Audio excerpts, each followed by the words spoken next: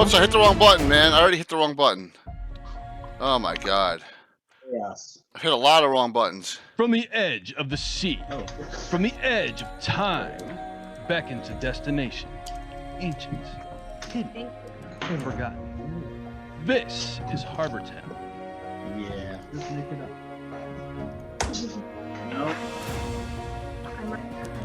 Harbor Town is an all-new series from Miniature Building Authority, the leader in tabletop gaming scenery. Unique, flexible, and playable, Harbor Town will take your games to a new destination. Oh.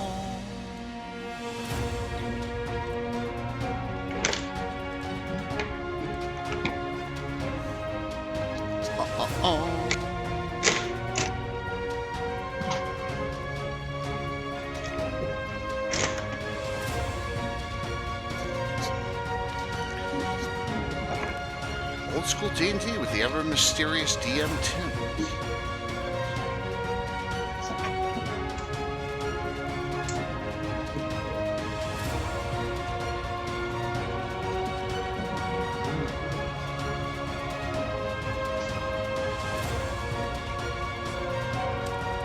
Well, if I need the assassin's table, I'll be able to open this up. I'm supposed to cover it. Just to keep you from tearing at the edges of the map while you're writing. No. We would never do that. You'd never. I did not know that. Now I'm educated. I didn't know that. That's cool, man. What's up, David Leonard? What's going on? Since I'm not DMing, I'm going to be handling the rocks, some of the mod and comments duties tonight. You did show me this.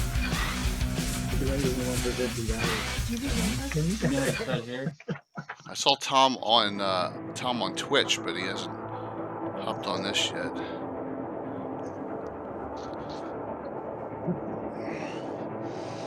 Hope everyone is well out there, staying safe.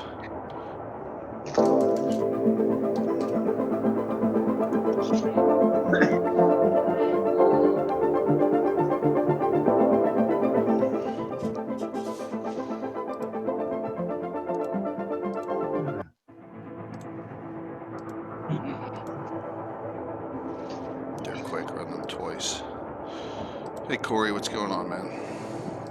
Hanging in there, trying to get this game remotely done. Tim is at his home DMing, and I am streaming from here, so this is provided some challenge, but we got through it.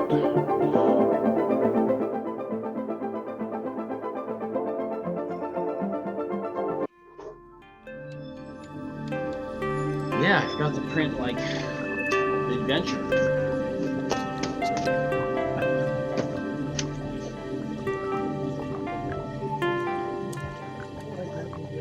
Yeah. So Val, how are you handling the isolation? Everyone good out there? Everyone can hear us clearly? Are we, on? We're on Preludes. We're good. Yeah, we're good. Just want to make sure. I'm pretty sure that I can be heard. Correct? Sure, Jay. I know I can. Hi, thanks, Rox. Just want to make sure.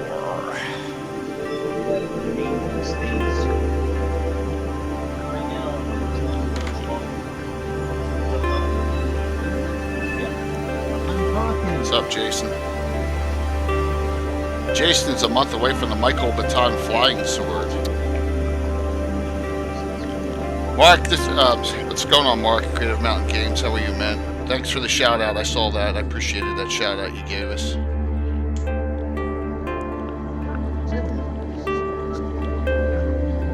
Jason will be coming on with me tomorrow night for our starting a Greyhawk campaign discussion.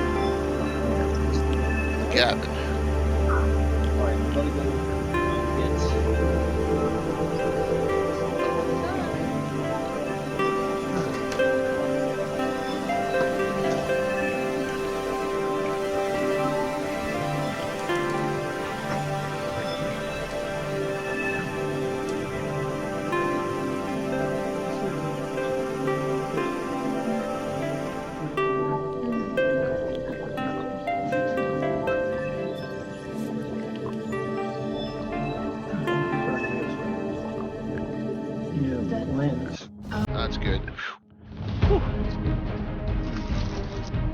Yeah, it was a beautiful day out. Took a nice walk with the family today.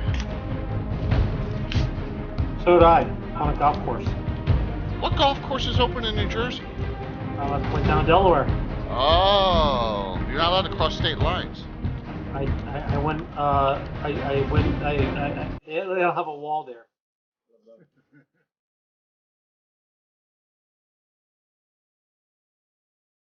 Didn't realize you were communist sympathy. David, if you got the old Edge, man, it's gonna kill you. You got to upgrade to new Edge or go with Google. Update your browser. That's normally what is happening with I don't know what Twitch did. So, here comes Tom.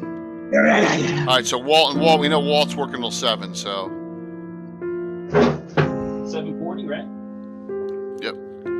No, yeah. Is that here or is that just?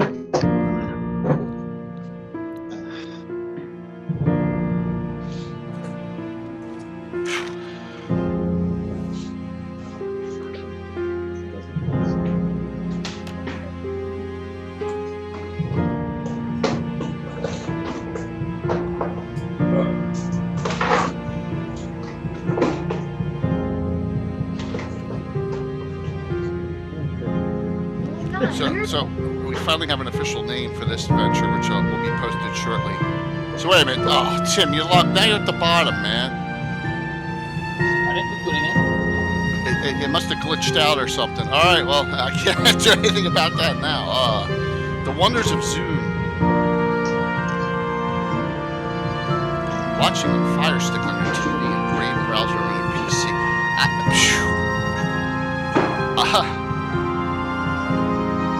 Hey, Lo, Twitch has done something because I know the old Edge browser has. Cheers, Tim. It's got to be Tom. Let me check. It's not me. Cheers. Someone is feedbacking. Let me check. It's not me. Someone is really badly. Hey guys, we're here. Now we got to figure out who's causing the feedback. Really badly. Hey guys, we're here. Who's causing the feedback. Someone's got their browser not muted, guys. It's gone. All right. No one has to give us who it was. I'm Jay Killer Gazumba, and look at this crowd of misfits I got tonight. So Tim is in the bottom now because something happened with his vid, but the ever mysterious Tim will be DMing, and this campaign for a lot of you that don't know is ancient, is almost as old as our Greyhawk campaign. It goes back to I don't know. It's got to go back 30 years. What do you think? It goes back really far, and it's just not as frequent. Yes, it's just not as frequent, but we love it all the same. So I tried to get as much up. We tried to do a remote camera for maps. It didn't work. It wasn't clear enough. So I've snipped in a lot of the maps, pics, and stuff. So we're all gonna have some fun with this, guys. Bear with us. First time we've ever done this one remote. So. But Jay has an unfair advantage. He has maps, so you know. Well, everyone else does too. You got a big map there, right? You got a huge map there. Yeah. So, but thank you all for coming on tonight. So go ahead, Tim, take it away. I want to introduce everyone, tell them who they're playing. Go, you take over things, and I'll just. Okay, so we'll go around. We'll go around the table, starting with the folks here in this room. Dad, you want to kick it off? What characters do you have? I have. I've been forced to rename a character. I have to look it up. Galt Rather. Instead of Rolk Gaither? Yeah, Galt Rather. I wanted to change the name so he doesn't try to bring in other magic items from his other copy of it. Oh, I got it. The other person is Helvorn, the Lawful Good Ranger. Yes, and Helvorn's got a pick coming up soon too. So, yep, absolutely. You gotta get, what level's Helvorn? 9th? 11. Oh my gosh! Wow, I think I had it wrong on the log sheet then. Awesome. Valerie? They're only one class. I did. Okay, so I have 2 characters. The first one is a mage called Pollywinkle, and then the second one is a thief called Pocket Stinkle, and they're both level 9. And what race are they? They are pixies. Yeah, there you go. Look at, I think going counterclockwise would be Bill. No, Alan. Yeah, and they Val has picks that she drew up of both of them coming up shortly. All right. So Alan I have two characters. I have Grin, who's been in this campaign for a long, long time. Grin is a commando at 9th level. She is a class Tim has created. She's got some unique skills that kind of join thief and fighter together into a very interesting pick. And then I took a character from Jay's world and moved it over. And this is Safra Pyromantle. Safra is a human and was an illusionist that got up to 11th level and then changed over and became a mage and worked her way up through the mage. So now she is able to use both. She's 11th level illusionist, 12th level mage, and a human. Excellent. Excellent. Still tweaking. So then I have Jaeger Blackwinged. He's a former soldier, so he's actually a dual class human fighter bounty hunter. Beautiful. I love that. I love that combination.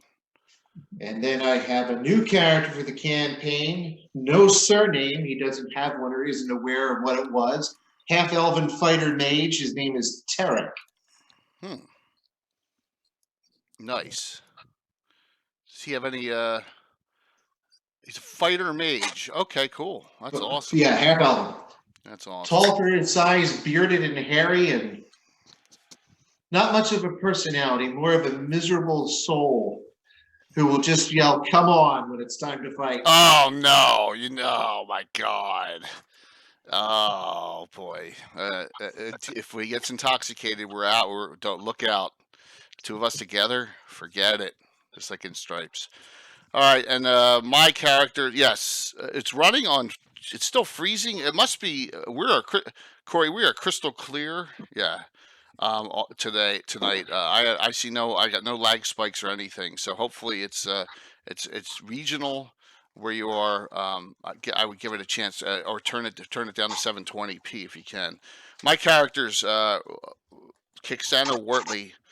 I always call him the poor man's Gazumba in the city and Tim City State world, as he's a half elf fighter cleric mage. 9, 10, 10.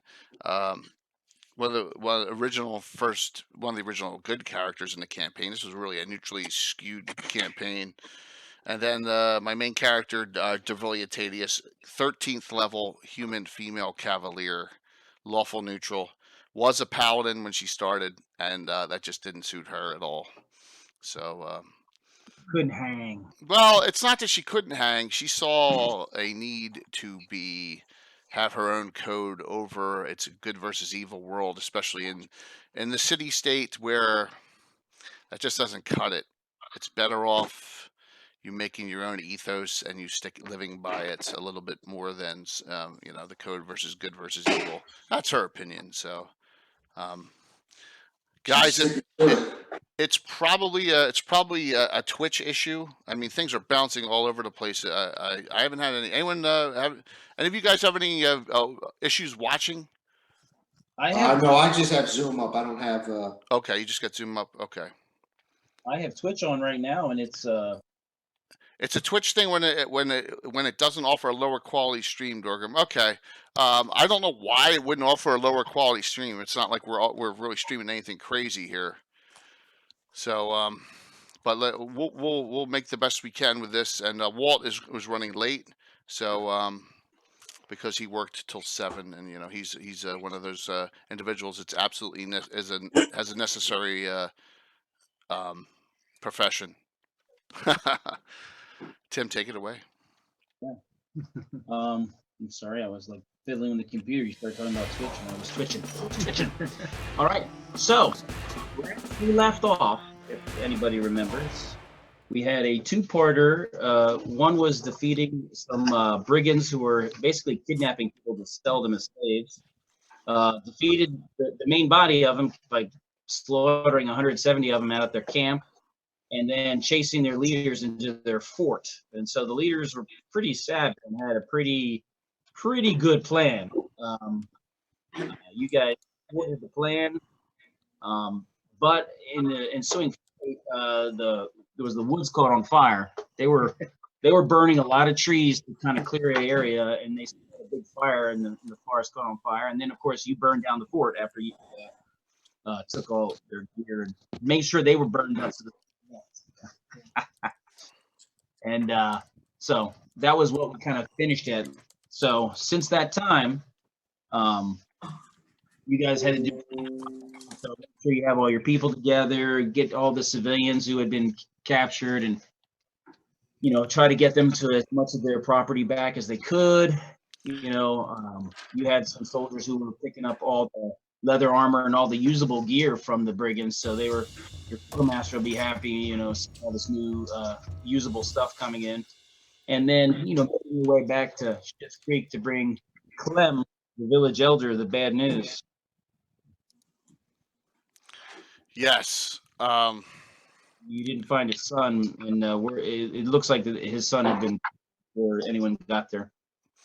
Right. We had we unfortunately made that attempt and just could not locate his son. I felt bad, but we made the effort. I mean, what else? She says, what else can we do? Remember his son's name? No. Did we put 4 months ago, right? Pug. I had to review the video to remember myself. Yeah. So it was Pug, yeah. So Pug, that was it. Oh my gosh. Tim, I love when you switch the roles, you put him in that position. Like, you don't remember? Exactly. But you guys don't remember 30 minutes earlier. There's a big difference. No. But you want us to remember things from 30 years ago, not 4 months ago. I know. When you get older, you remember everything long ago. I expect right? a lot. I'm really mean. Horrible. Yep.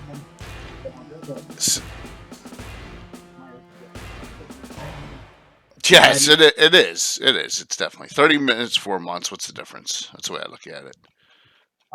So you get to Schitt's Creek, and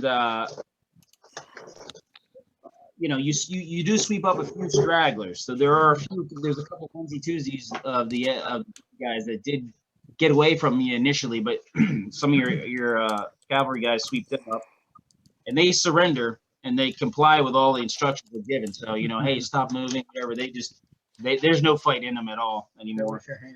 A couple of them. So what you do with them, I don't know what your plan is. And then you also did lose a couple men during the night operations. There were 4 injuries as well, and some were due to accidents, and others were due to some traps because they had traps out in the area around the fort. It's one of those things, right? There's going to be collateral damage, unfortunately, and you have a couple of your own troops, so they're kind of getting wrapped up, and your troops plan on taking them back for proper burial or proper. Oh, absolutely. We must honor the sacrifice that our hired guns have given us. Right. Well, these light infantry, they're your followers. Oh, they weren't. I thought that they were our mercs. Then you had some regular. I guess you're right. They were Flavius, these guys. You're right. They were the horse monkeys, and yeah. they're all mercs. Right. You're right. You're chopping in and out a little bit, Tim. So you may need to talk a little bit louder. Okay. All right. Your voice is chopping in and out. Last thing you heard. Okay. So the people at Schitt's Creek, after they kind of get back, and because you had heavy infantry there to help secure the area, and when they kind of see you guys, about half the little hamlet wants to leave and follow you guys and go back live in your area. They want to move into your holdings. Anyone want to comment on that? I mean, we don't have the housing for that. No, they want to go and find not being used. They just rather be closer to where you guys are. Clearly, it's better in their mind. Is one other lordling who controls the area? They're They don't seem- outside of any area. They're basically in an area that was ungoverned, correct? By a noble. Yeah, you never have too many serfs. All right. Well, we'll have them enter. We'll put them in on a corner of the lands and tell them, we'll exempt them from taxes for a month as they relocate, as a gesture of kindness.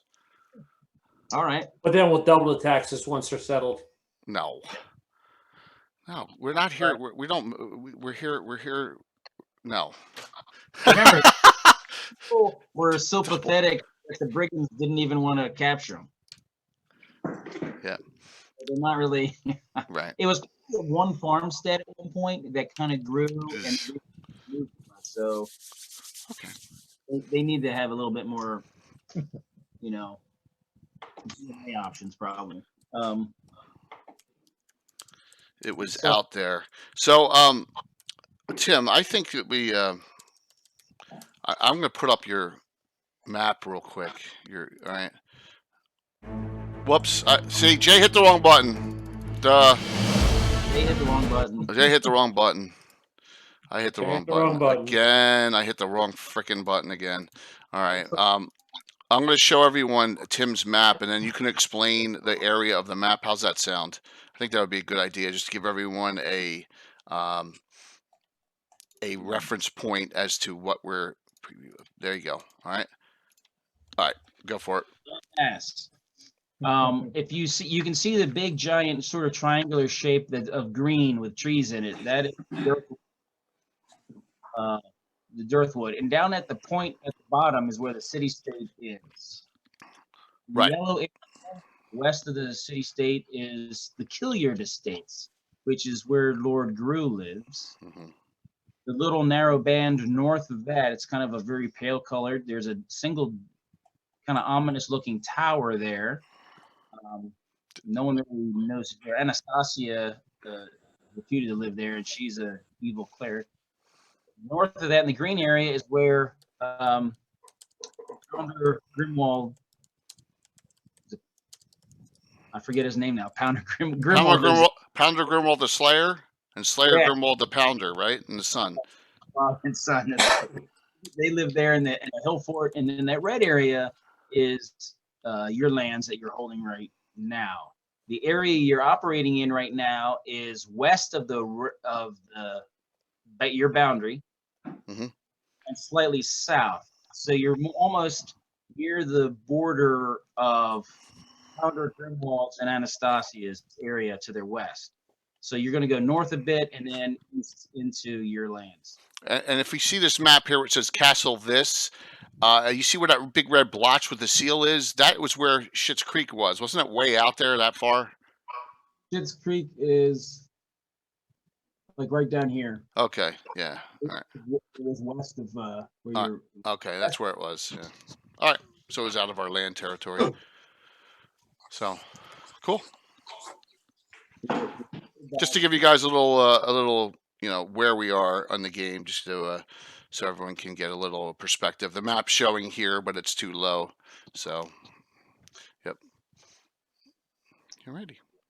So it's going to take you basically between mopping up, getting civilians injured or prepared to move, and moving back. It'll take you about 8 days to get everyone back. How many you cut? Days total from the fight at the fort where you to mop up operations, take care of a few injured people who can ride yet, just making sure everything's secure, and then helping the civilians leave. And the civilians are a little slow, so it takes about 8 days total. Now, we're going to cut from there, and we're going to cut to a few other people who are actually on the road from the city-state, traveling north. And that would be Maurice. Is he here yet? He sure is. All right, there we go. Maurice, Hand Over Fist, Tarek, and Galt Wraither. And that name's gonna freak me out for a while. Safra are all Golf racer. moving from the city-state going north. Galt is rejoining his friends. He knows Hellborn has been up there, they're buddies. And he did some adventuring with them, but he's been in university at the School of Ancient Knowledge in the city-state studies, so that's why he has the title of professor now. Stoffer also is taking a few classes and teaching a few classes, and they're friends, and so she figured she would head out with him and hang out.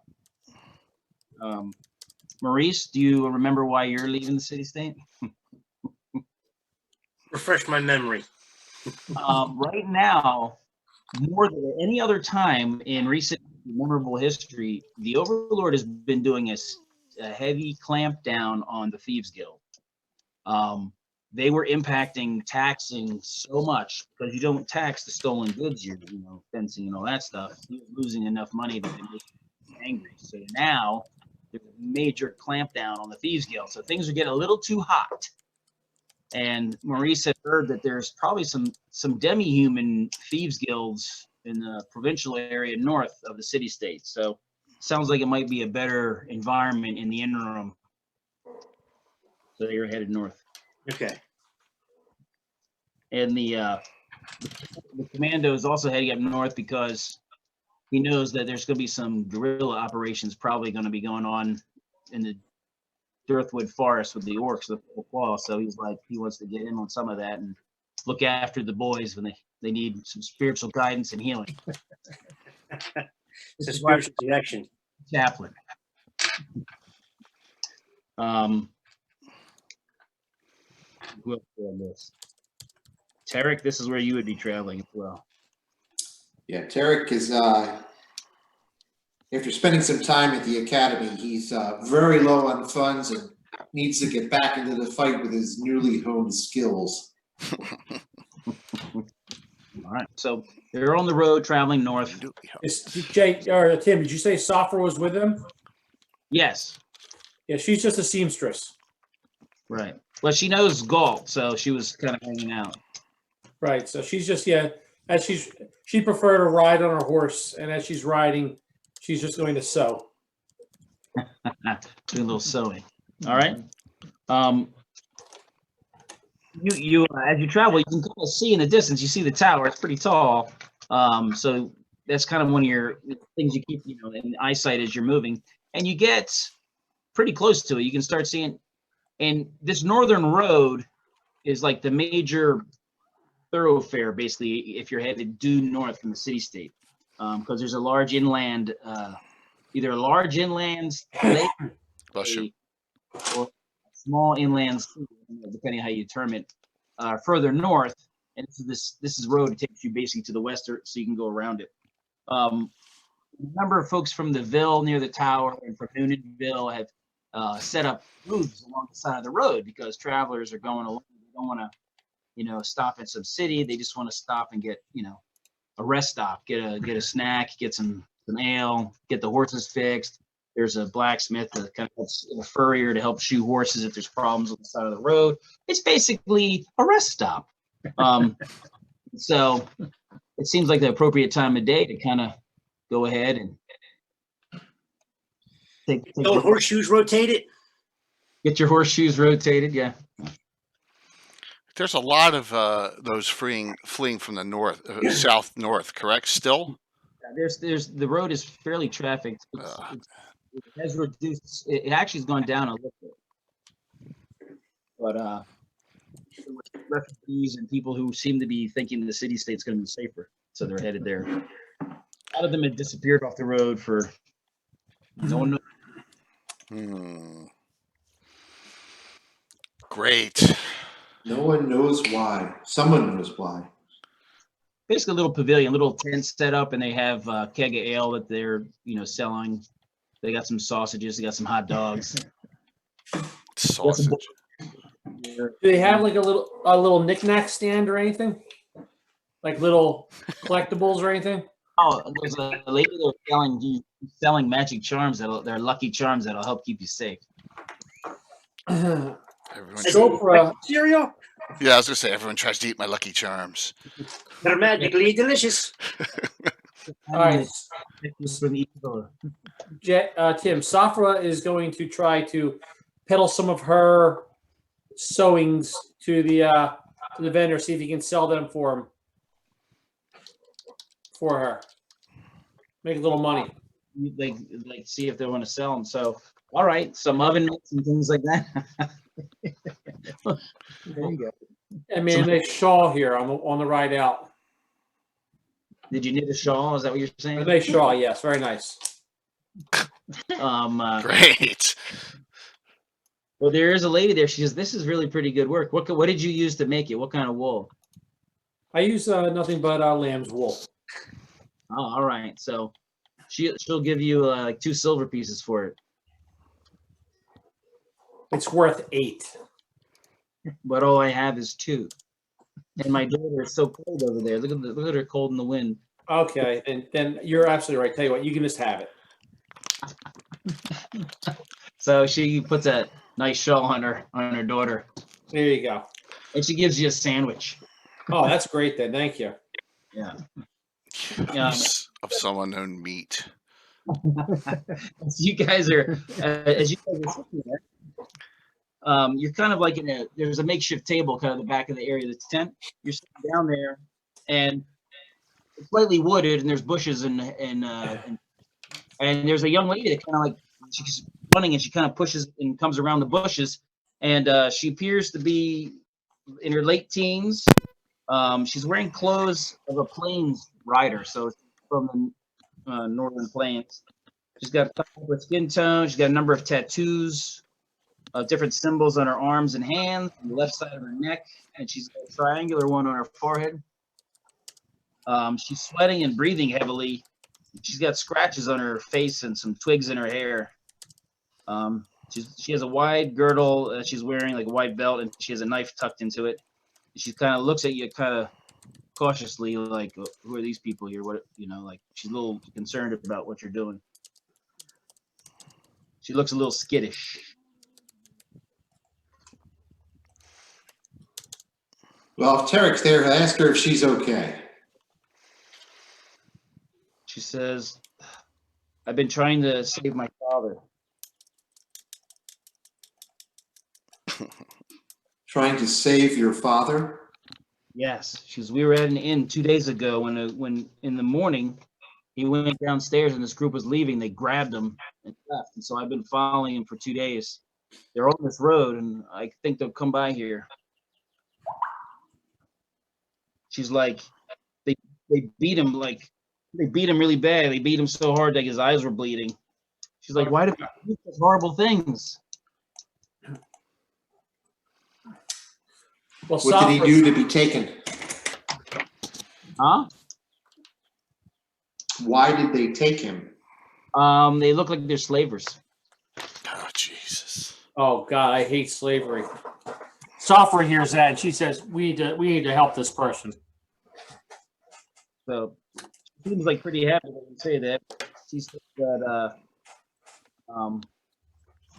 she starts trying to talk to you a little bit more, and then you hear this creaking noise come in the earshot, and she stops suddenly and ducks down, and there's a couple wagons that are pulling up nearby, and they kind of pull off to the side of the road across from where you guys the little place that you were eating at. The wagons are not contained and squeaking, but the second one has a wooden cage kind of built into the bed of it. It's dirty and it's filled with some miserable looking people. And Yummy. We'll go over to her. Which one is your father? and she's like looks and she sees the but she's not paying attention to you guys anymore. She just says he's in the back over there. So she kind of runs and she comes around behind the wagon and she tries to talk to him. Because the guys are taking a break. Some of them go pee in the woods and some of them go to buy some ale. And she's like, seems like she's pleading to a guy there's a guy in there who's copper tone skin, similar type tattoos as her, and he's in the back corner of the wagon, and she's trying to like, no, we have to get you out of here. And he looks pretty rough. So I got a question, Tim. I don't know the people. I mean, I don't know. My characters know. Who's in this group? Is there any thief type people in this group? Tom's. You're not there. Well, you have Galt. Gall has the ability. You have the commando. You have Maurice, but I don't know if Maurice has told you he's a thief or not. Well, do I know, Maurice? Yes. All right. Soffer says, I got a plan. I need your help, though. Right. I will create a distraction. I think you should free these people from that slaver's cart. Are we sure they're slavers? Nope. You could do that. Are you thinking I would be deceptive, Bill? That's horrible. So here's the deal. If we let him out and we find out they're evil, we just kill him. Someone can go buy them a drink and see what they say. He's going to. He's going to reach into his pocket and take a little coin out. All right. And he's going to ask the coin what the status of them are.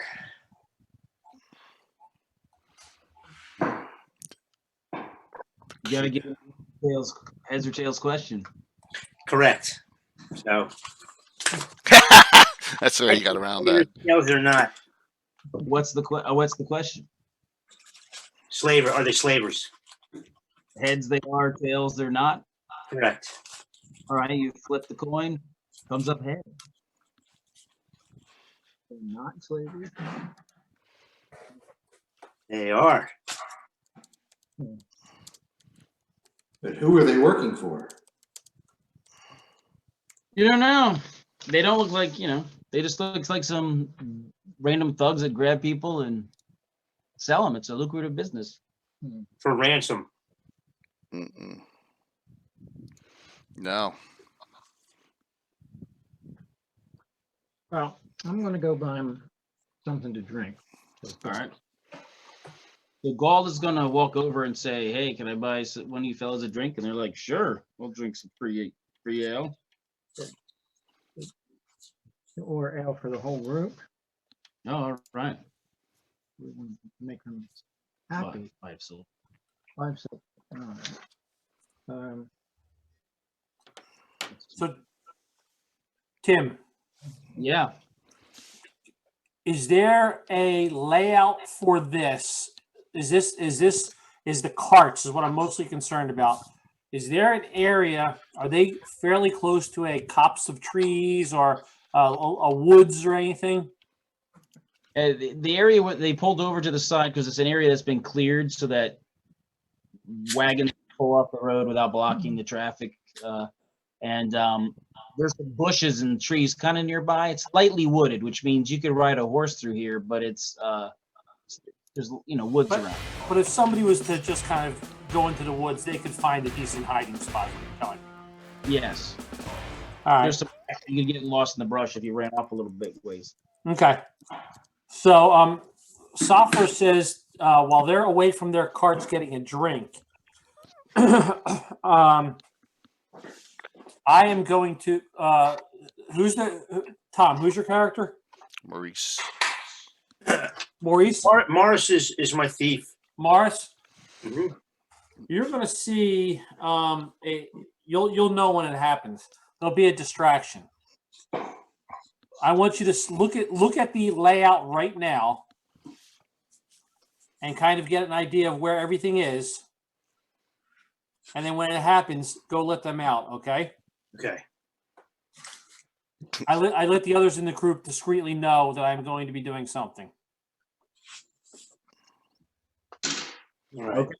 All right? Go And then- on. What's doing? We'll be selling these people in the city. So Tim, Ooh. Tim, you there? Sam? She discreetly walks in the woods like she's going to also relieve herself as daintily as she can. Uh-huh. And as soon as she gets out of close, as soon as she's not within obvious range of anybody can see her do anything, Yeah. no more than 20 or 30 feet away from the thing itself, she's going to cast a spell. All right. Most of the guards are drinking with Galt right now. Right, but I don't want anybody to see what's happening. All right. So I cast Fog Cloud. Okay. So what'll happen is it'll start in the woods and just kind of billow out of the woods and eventually cover the cards. All right. From the fog. Yep. Don't you have to say Anelna Thratussuth by Thud the envy? Yes, the charm of making. You had to watch that scene how many times? Remember is that from Excalibur? Not rock. So Tim, the fog cloud. The fog cloud is fairly large. Yeah. It is 40 by 20 by 20. All right. So it's drifting out of the woods over where the wagon is. Yeah. Okay. And it lasts for 4 rounds plus 1 round per level, so 15 rounds. Stay put, or is it drifting continuously? It only goes to where I stop it. All right. But it'll move. No, that's not true. It'll move slowly with the wind. All right. So the number of people in the wagon seem that this cloud is suddenly coming towards them. So Correct. Oh, get out! Get out! And just so you know, Tim, most of them probably won't know what it is, but it does look like a cloud kill. So anyone who doesn't know what that is really cool. Yeah. I'm gonna step away for a second. I'll be right back. Yeah. No problem. So, Tom, when he sees the cloud, Tim, you're cutting in and out, man. when Maurice sees the cloud, There you what do go. you do? Tom, when Marie sees the cloud. Say that again. When Maurice sees the cloud, what does he do? He starts to back away from it.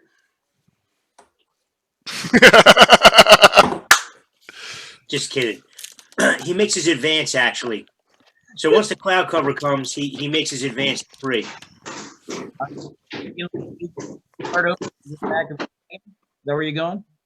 Wait, you were breaking up, man. Yeah, we got to figure that out. Do you dart over to the back of the wagon? Do I dart to the back of the wagon? Yeah. Yes. It's padlocked. You can see that there's a small padlock there, but it's not a really super refined sort of lock. All right, so he reaches in the back of his pocket, takes a little metal tool out. He picks it. All right. What is your open locks percentage? 67. All right. You're embarrassed at how long it takes you because it should have been super, super fast, but it was just fast. So you get the lock open. You get the lock open. Okay. And then the people right there, some of them start burning out immediately. They hop out and they start running down the road. No thanks, no nothing. They're like, you're like, yeah. The kind of injured tan guy, tattoos, and his daughter pulls him into the bushes kind of back where you guys sit. What is that? What is that? Banging noise. Was that you, Bill? Was that you, Bill? I was moving stuff around. I'm sorry. Yeah, when you bang, it cuts Tim out. So something's wrong. Tim's sound is janky tonight. So I don't know. Do you want to switch to your other machine, even though the pick's not as good, and maybe the sound's better? Well, I normally like to use a headset, but we're using mine as the mic. Yeah, I know. Okay. So I think if I speak louder and clearer, a little closer, it picks up better. it does. It does. So bear with us on this, guy. So yeah, absolutely. I'm sorry, I have to get closer. My apologies. Yes, and everyone wants to see your lovely face anyway. When So they Tim, when they all dart past him, he's like, I just want to tell you that I am benevolent and brave. Yeah, there's some people there like, thank you so much. A number of the ones that had to wait to get out are saying thank you, but the ones that are right by the door, they just They're like, wait. awesome. Hey, Jay. Yes. Hi, just Tim. As all this is going on, Safra just continues to walk out of the forest down a little bit further, like she just finished her business, doesn't know what's going on here, and goes back to her sewing. all right. The guys are in the tent drinking. They kind of like one of them kind of looks and goes, "What the heck's going? What?" And they all kind of look and they see the cloud there, and they're like, like, what is that? Because it's not like smoke, like a fire. It's green. Yep. Poisonous. It looks May. poisonous, and they're like, "What the heck?" It's like we're gonna lose our whole herd. That was our whole crop. We're gonna lose our whole crop. Oh. You educated me. I didn't realize that fog cloud looked like a cloud kill. I never knew that. I thought it was white. I didn't know it was Not green. green. I never knew that, man. And it's a first level spell, isn't it? Second. Second, okay. So they're afraid to go into the cloud, and the boss is like, "You go get the horses." And one guy's like, "I'm not going in there." And he's like, "There's a few." He's kicking some of them in the butt, like literally kicking them. Get over there, go. So the leader's bullying some guys to go over and move the horse out of the way and start moving. And when the cart comes out of the fog empty, when the wagon, they are like having a fit. They're like stomping and like They all dissolved. and they're blaming they're starting to blame everybody. Everybody they see but themselves is at fault for them losing their people. So they're like, what the heck? And they want to kind of slap around that lady you sold the shawl to, gave the shawl to. They're like, hey, you're a witch. You're selling these amulets and stuff. What did you do? Safra says, you guys are being mean. She did not do anything. She's just trying to make a living. Hey, old lady, shut up. I'll go ahead and break your hip. That's not very nice either. And I've got friends here who won't let you do that. I'm walking now, Grandma. Break your hip. That's a good one. I have friends here who won't allow you to do that. Oh yeah, I got friends here that said we're gonna like stomp a mud hole in you. When Tarek hears this going on, he goes over there. He goes, what? Tarek is heading over. Okay.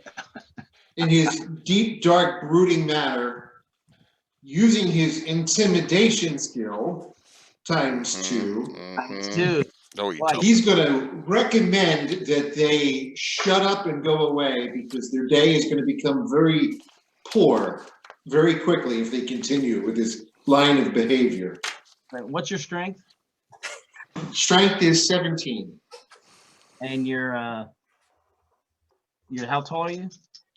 He's not overly tall. He's tall for a half elf. He's 5'9". You're in banded mail with a bastard. Banded mail, shield, and bastard sword. And any disfigurements on your face? Not really, but he has a very large, bushy beard.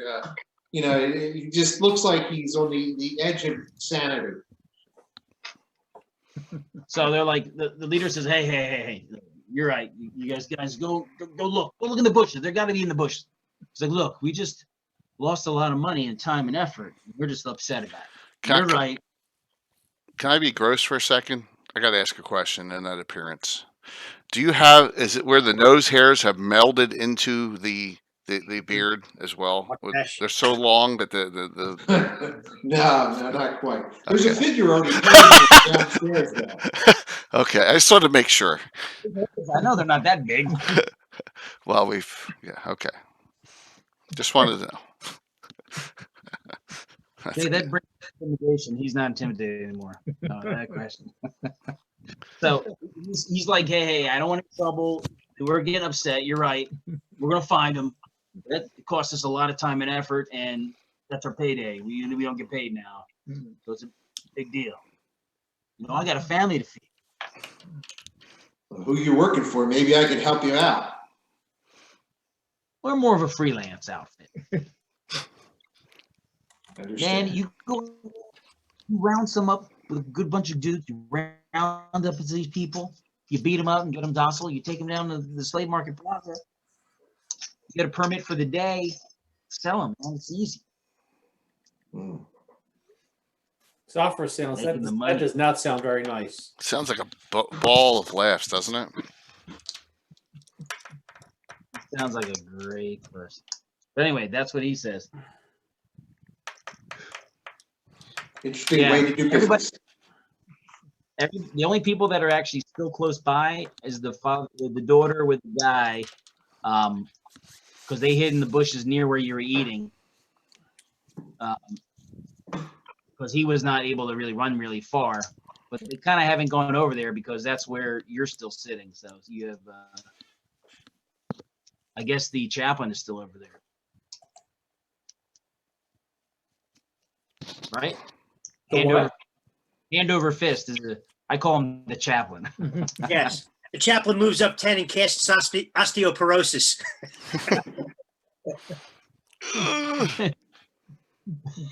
Nice. That's a That good sounds one. like a spell. There are necromancer spells like that, like throbbing bones. Spell. Necromantic. Cause of pure osteoporosis, along with that hip problem. So they just keep rummaging around, and they seem like they're ticked. But they're like, all right, we'll probably find some people on the road on the way. We'll grab a couple on the way. And so they're closing up their cart. Maurice, what did you do with the padlock? He actually he put it down by like the wheel by the bottom. Okay, so they get their padlock back. Did they find it, or did I give it to them? No, I No, wouldn't. they're looking around for it. I mean, Yeah. They locked He it didn't around like one of their, toss it or anything. He just they kind of locked it around one of their spokes, so they couldn't wheel the cart. so they're gonna. Derek's like, wait, what? Your guys must have left it unlocked. Yeah. While you're sitting there, after comes skipping up the road. He's like, "Hey guys, what's going on?" Who was it? The halfling comes skipping up the road. Hey guys, what's all the hubbub? So Bub? he knows Galt. Galt knows him from before. He goes, "Hey Galt, what's going on?" Is the Horton? Hi, Horton. How you I'm doing Walt's character right now. Horton's there. These gentlemen were on their way to sell some people into slavery, and I bought them a drink, and we're in here waiting, and somehow people in their locked van. The locked van got away. Van got away. The white van, the white creep van got opened and they left. He's like, hey. And he goes, hey, are you guys familiar around here? And they're like, they are not that familiar. He says, hey, down near the city state, you'll see the signs, kill your states. Grab people from there. Oh my God. It's Pickens right there by the city state. Oh my God. Good luck. So I love Horton and Andrus and Roscoe. Oh man. Do I love all those characters. you just sent them down near the anti-paladin's estate to mess with the people there. So So, Tim, just a reminder to everyone, we have so many cheers from the last couple nights and episodes that everyone gets a special hero point for one character. I heard about that. And Cool. Asher the bear did a 10,000 cheer for me personally tonight already. So I'm gonna, yeah. So there you go. I think I'm gonna put them both on, put the regular on Kixano and the special on Durelia. So there you go. I can keep track of that. Yeah. Thanks, love. I have not seen any evidence of that, Jay. I can't confirm. or deny Let's scroll back up there, Asher the bear. Hero point for you, Lord G. it. No problem. When it becomes relevant, we'll discuss all the details. Yeah, absolutely. I understand. We don't want to give it to people who don't need it. That's true. That's true. You're absolutely correct. Heavy RP tonight. You kind of quick. The man's name is Etu, and her name is Norhan. They both kind of, from different dialects, kind of refer to the sun or sunlight. And they were traveling and ran into these bad criminals and got caught up in it. So they just needed some help, you know. So she's very thankful that you helped her out.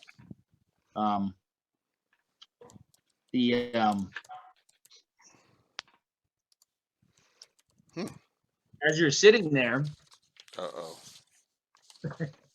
you hear some horses approaching. They're not coming on the main road. They're kind of coming from like a feeder road, a smaller feeder road that feeds into the main road there. That's good. I need something to ride. Maybe we can kill them. You see some guys come riding over. They have they look like light cavalry types. They have some javelins. They have like the emblem in a field of pink with a rampant gynosphinx on a crest there. And they're just riding down and taking, stock in the situation because we saw an unusual cloud here, so we were sent out to check it out.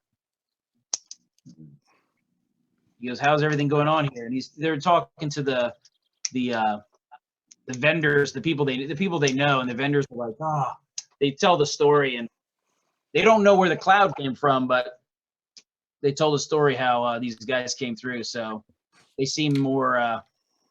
They're glad that it's not a big mess to have to clean up. Oh, geez, I wonder how long Walt was waiting to get admitted.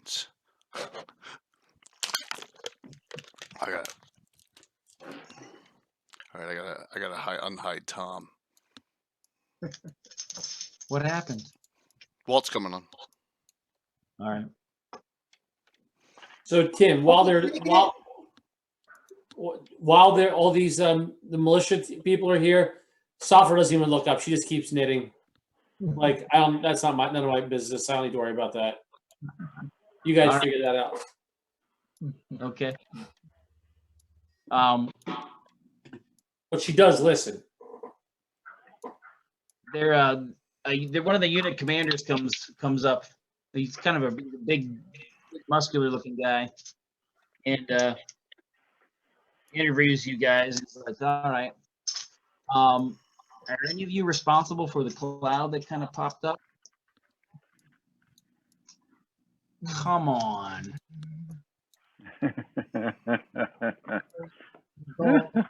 Cloud that came up? Horton's here, Walt. Horton is here. Oh, okay. Soffer, Yeah. I have Soffer Horton. says, I do a little bit of study of the weather, and this area is prone to little fog bursts, I believe. Okay. Is that what they're calling them now? Fog bursts? Yeah. Let me just preface it by saying nobody's in trouble. All right. We just kind of were told to kind of check it out and keep an eye out for people who are handy at taking care of things. And I know Galt from before. Are you friends of Galt?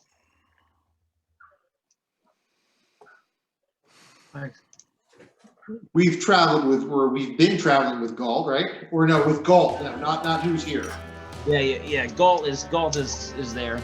He was the one who was distracting him with ale while you guys went and stole all their all Oh, I'm sorry. Yeah, I'm thinking Galt. I'm thinking Roll. I'm all messed up tonight.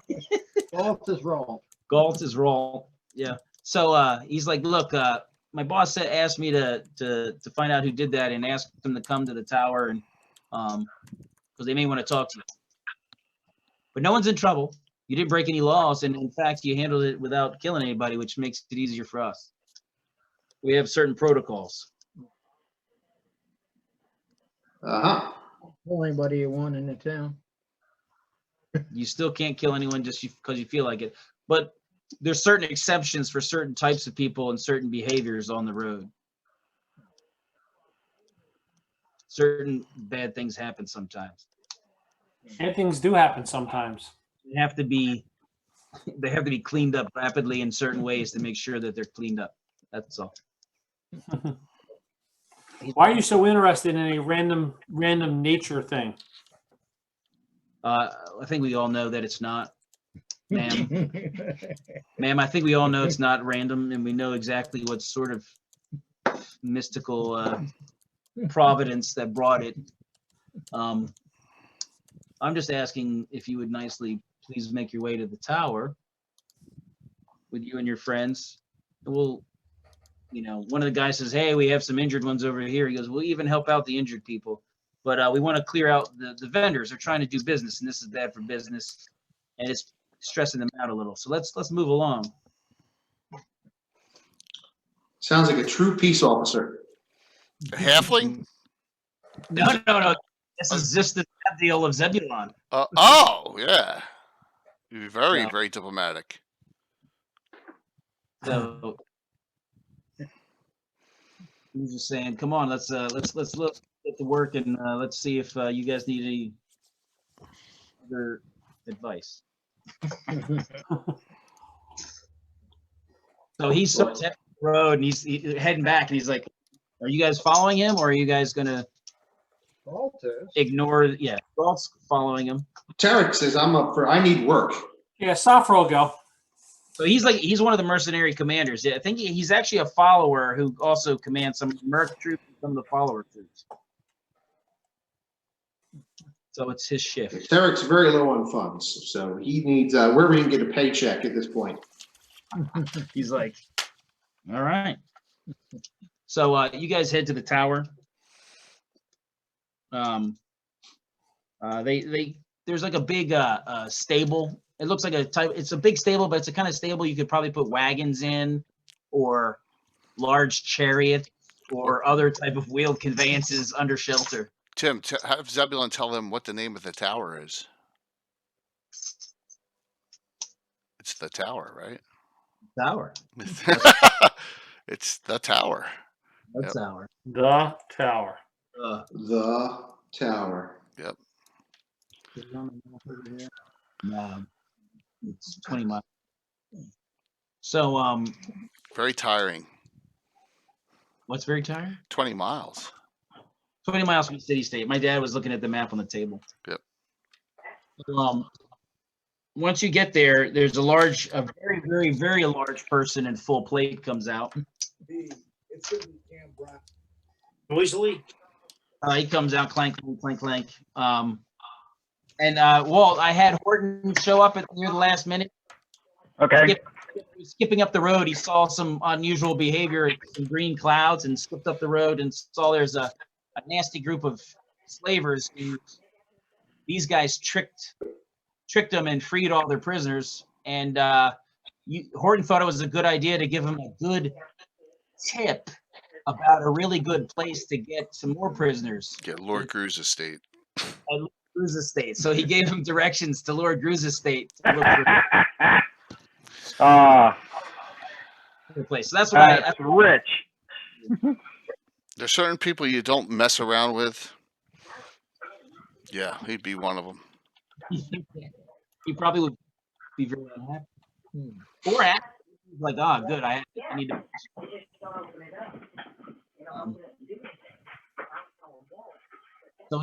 So this big guy takes his helmet off. He's a half ogre. Horton knows him and Galt knows him. It's Bag the controller.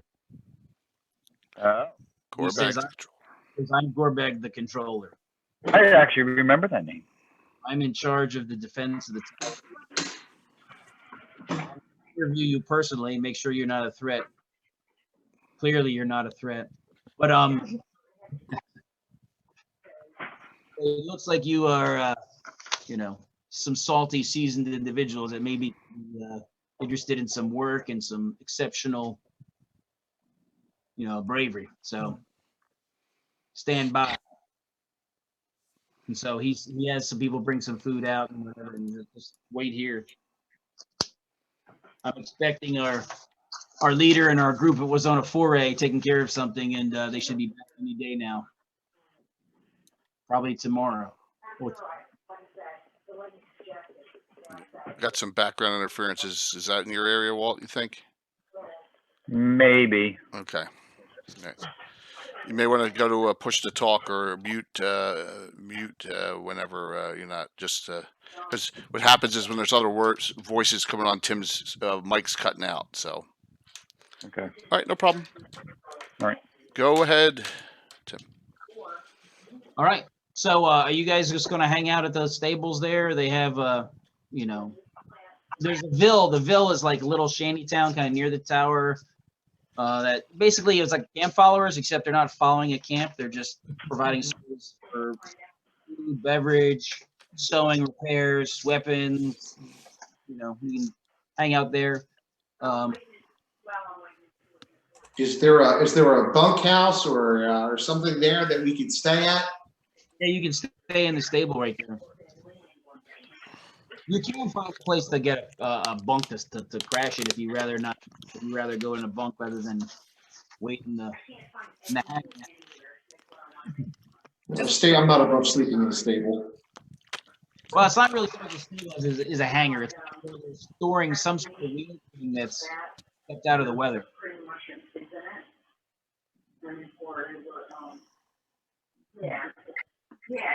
Okay, that's not a problem. Yeah, you can find there's a place for a flop house, for people who want to get, No, the hangar's cheaper. $2 for a pallet of straw and a ratty old blanket. Yeah, the hangar's probably drier and cleaner. How much does it cost? Less fleas. Free. Free, okay. Yeah, free is better and cleaner in this case. Anybody interested in us getting a good supply of beer in? Well, they brought food out for you. So. They didn't bring beer, did they? More beer now? Good Well, grief. everybody needs to have a little drink. There is people who, of course, it's near a mill. A beer is always good. So, Indeed. they do.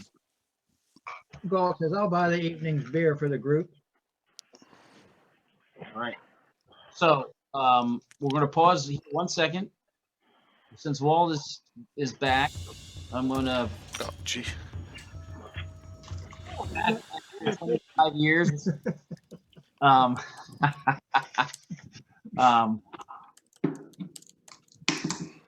What'd you say, G? Because John Blue Box just cheered 1,000. 2 more special hero points. All right. Well, we'll see. Oh, it's DM discretion, he said. So, oh, John, oh no.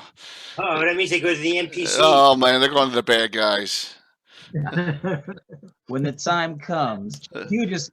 I'm not looking at the screen at all. If you just keep a track of it. I got a track of it. We're at 9 special hero points now. All right. Due to the generosity of the fans.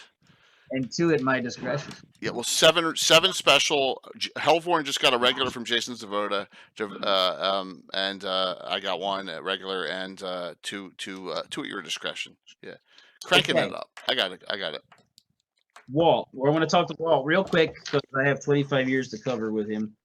I've been watching. I watched all your things anyway. I have been watching them streams. So Roscoe has been out at this castle, and there's this city or this town nearby to your castle you're in. You have you're a group of dwarves. You're dwarf centric over there. It's very rocky where the castle is, so it kind of suits you. You have Okay. like an expert kind of, I want to say henchman or retainer, someone who sought you out and he's very skilled. Paco, his name's Paco. Okay. Pinch hitting for Pedro Bourbon. Very he's an expert miner, of course. He's a dwarf, but he's also among dwarves. He's an expert. And Awesome. digging around under the underground, under the castle, you know, in the tunnels, and made a discovery that down below the castle there is a vein of some valuable metal. Oh, okay. But it's like super secret. He doesn't want to. He only tells you. Okay. Because he doesn't want anyone to like have any legal claims to it or lock everything up in a lawsuit. If someone from the family, you remember you fought the noble before a cavalier attacked you from there, and you guys defeated him and took his property, and he didn't want to have anybody threaten it or take it away from the dwarves who found it. And you know, we are in the right to dig here, and they didn't, so he doesn't tell anyone.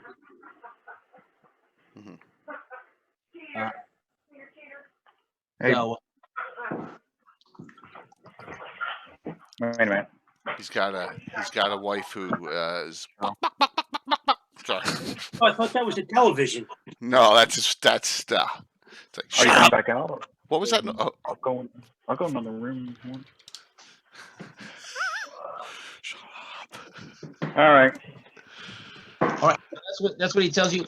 Another tidbit of information that you get is that there were some patrols that were in the old property that belonged to Sendar the Quiet. Uh-oh. Okay.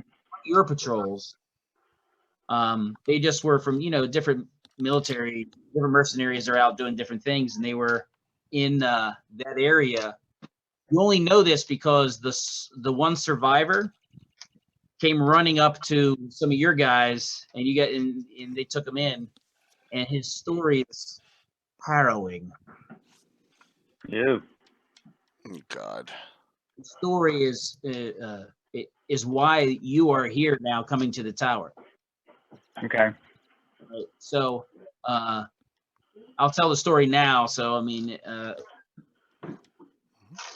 basically they were out and set up a picket lines at night. They formed up security. They had watch. And they were attacked by these creatures they could hardly see, but they couldn't damage him at all. He says there was like 50 of us, but like about 8 of them killed us all. Killed almost all of us. And they couldn't do anything. It's like they would fight, they'd fight us, we'd fight, and then some guys would just collapse on the ground. They couldn't even stand up anymore. They got so weak, they fell down and couldn't move anymore. Even the horses were screaming horribly. We couldn't get away. And I was one of the last, dozen. There was about 12 of us left when I finally just realized we were all going to die. So I ran. One guy looked like he was injuring him, but 3 or 4 of them attacked him, and he just fell, killed him, and no one else could ever injure him. And so we ran. I ran. Luckily, I'm a good runner, and I crested a hill on the east side of the hill when the sun came up. And just as the sun was rising, they followed. I barely escaped with my life. The takeaway from that is, gentlemen, all your mercenaries and all your troops have no magic weapons. Just saying. All right. That's the takeaway. Could be anything. Shadows are bad. Whatever there was, there's a lot more of them now.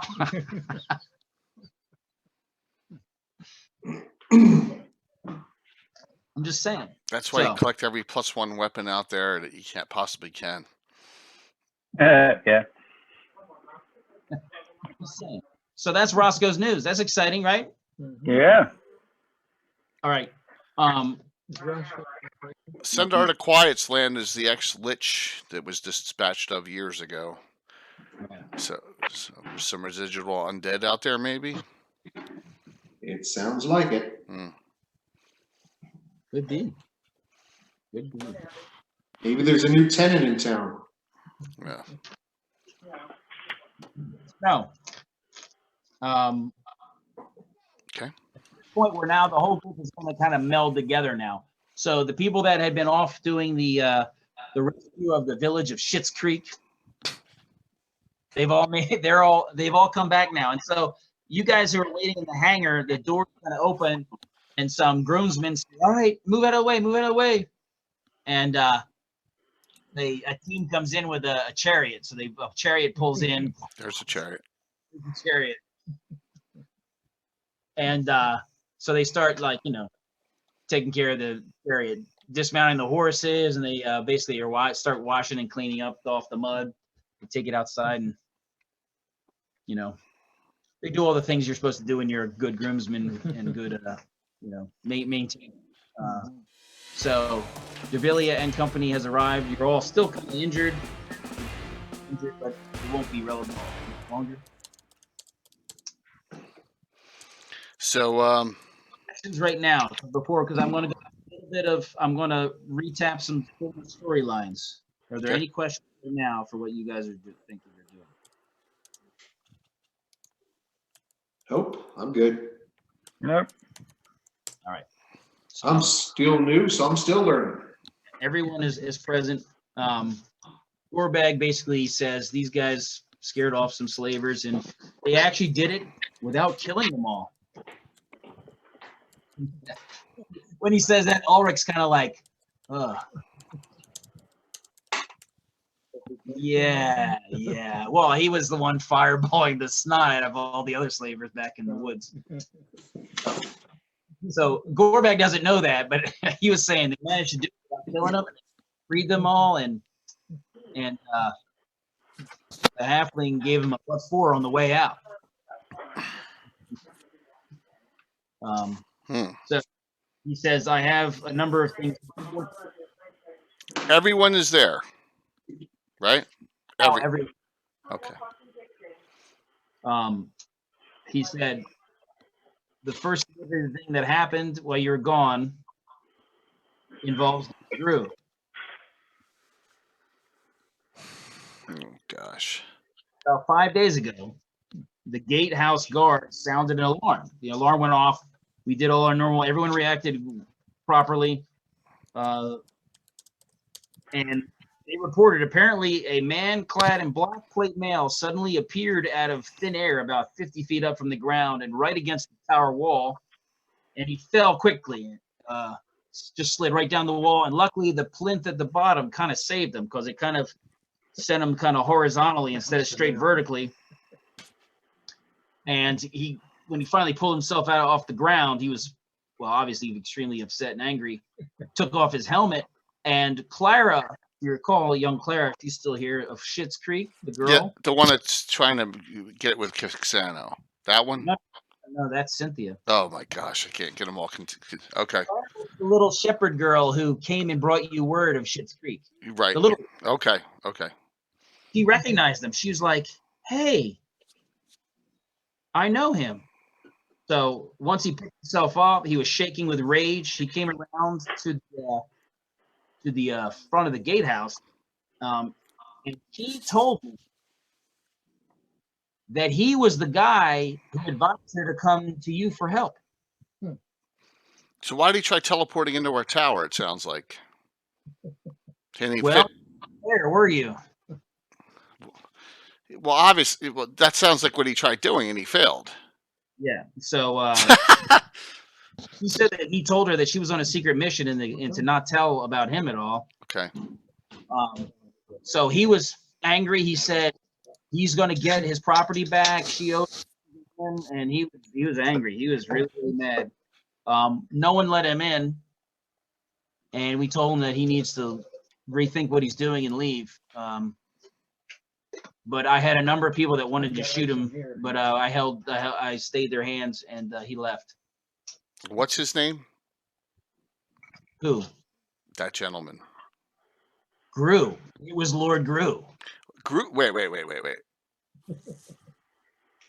So what the hell is Gru trying to do teleporting into our tower? Oh, we stole. Oh, jeez. We stole that thing. See, that's what happens when it's 4. Yeah. Yeah. Gru's really a nasty guy, Mark. Really, really nasty. So he's not a spellcaster. So someone tried teleporting him into the tower, and he missed, and he slid down the wall outside. But he's the one that sent the girl on the. It wasn't. He didn't teleport, but yes. So he tried to get in somehow, and the tower was built by a 20th level magician, so Right. it has His teleport block on it. Yeah. and also it blocks ethereal as well. Yeah.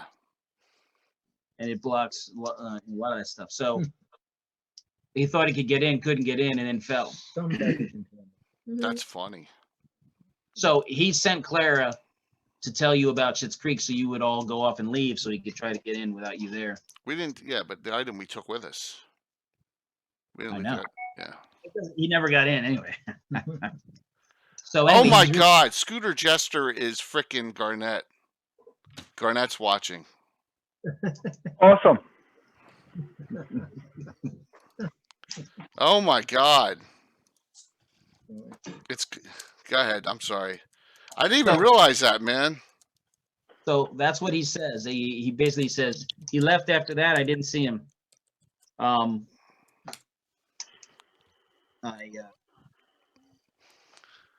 That's all I have to say about him. I didn't put 2 and 2 together. So wait, so Gru tried to get into our man, that's annoying. Yeah, because when you did the raid on, you killed Rex Raptor, and you took all those items that they weren't his originally. You stole them from somebody. Right, but there was one thing of major importance inside the box, if I recall. You showed up with troops at the burning house right after you had escaped from it after fighting the Right, Raptor. 2 adventures ago. Yeah, so that's like 3 years ago. No, I'm kidding. It was like 6 months ago. Okay, Yes. yeah. All right. Okay. And then, well, he wants his stuff, whatever it is. You don't know. But what you think he wants, you had on you. Right, it wasn't even at the okay. Yeah. Who are all these All these people? individuals? She asked Gorbag. Yes, these are people who, I mean, he explains Where's Pocket and Polly, by the way? Were they around? Yeah, they're around. Yeah. So when we came in, Devilius says to them, check all, do me a favor and go invisibly and check all these new people out and see if any of them are like spies. You know what I mean? You think you can do that for me? Yeah, okay. It's nice having pixies around. Yeah. All right, so alignment check. Because they can do all that, right? No alignment. Tarek. Yeah. Straight neutral. Safra.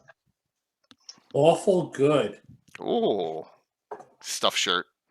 Maurice. Tom, alignment. Maurice. Yes. Alignment. Oh, I'm so sorry. It's neutral. And the chaplain. What's his alignment? Lawful good. Okay. And Galt, is lawful good. Yeah.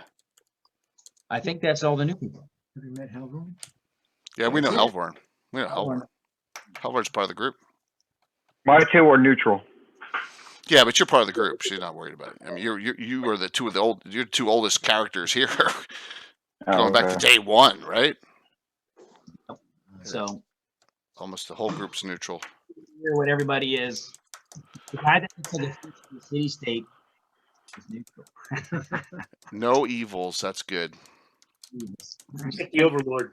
Together and stop some slavers and not kill anybody. I hate slavery. We all hate slavery. Yes. It's just that there's places that slavery can be dealt with, and out on the road is the good place to deal with it, not in the city-state itself. You need to pick your battles and choose them wisely, she says. So I commend you all. Literally and figuratively. Thank you. He reports refugees are coming in slower than they've been. So some are staying on and signing in to help with the farms. Some are moving into the city. He said that in Noonanville, some of the soldiers are falling ill with some fevers. So there's kind of an illness going around Noonanville. He said, I think it may just be too many people. That's Kixano's realm to deal with. Social separation. So that's yeah. Kixano's realm to deal with that. To deal with the riffraff in Noonanville. Yeah. And Ulrich too is right. They're both probably thinking some civil engineering works are going to probably have to be kicked in soon to keep them from being, squalor. The town is going up. It's good, but we all. I think she says to the group here. I think we all can agree. There's nothing worse than bad smelling humans, right? We expect that from wild elves. We expect that from others, but not humans. Please maintain hygiene. Yeah, that's nice.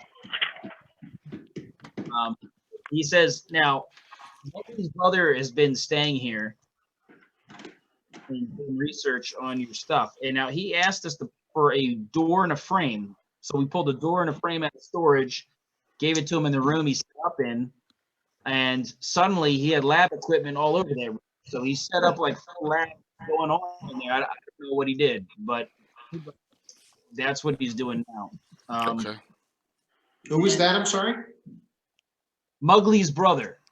He's a very prominent sage in the area. You've heard of Arak's cousin? It's Mowgli's brother, yeah. Mowgli's brother. I thought it was funny. No one laughed. It is. That's an old character. That character goes back 25 years. Yeah. Yeah. So he's excited because these are very unusual things, and he doesn't get surprised much. So he wants to meet with you when you have time. Alone or with a group? Now is the time on Sprachetskandy dance. No, now is the you have a chance to interview and talk to all the new people here as part of the whole wrecking crew. And some are looking for work. Some want to join. Someone want to be part of a team that's doing something important and bigger than just themselves. Some people don't know what they want to do, and they'll just go with the flow. You guys can decide your own motivation. She delegates that to Horton. Seriously. Yeah. I mean, Horton's the best at getting a feel for people, right? But I'm talking about the characters. I'm talking about the characters. Right. I understand. Yeah, so we can assume that we want to vet everyone and make sure that we don't have spies. We've had enough spies, right? Plenty of spies of infiltrators from all over. We just don't want another one.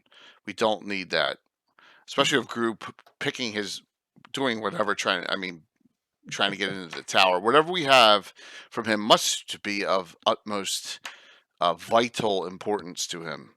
So any other properly vetted characters that are of specialties, we need to utilize their talents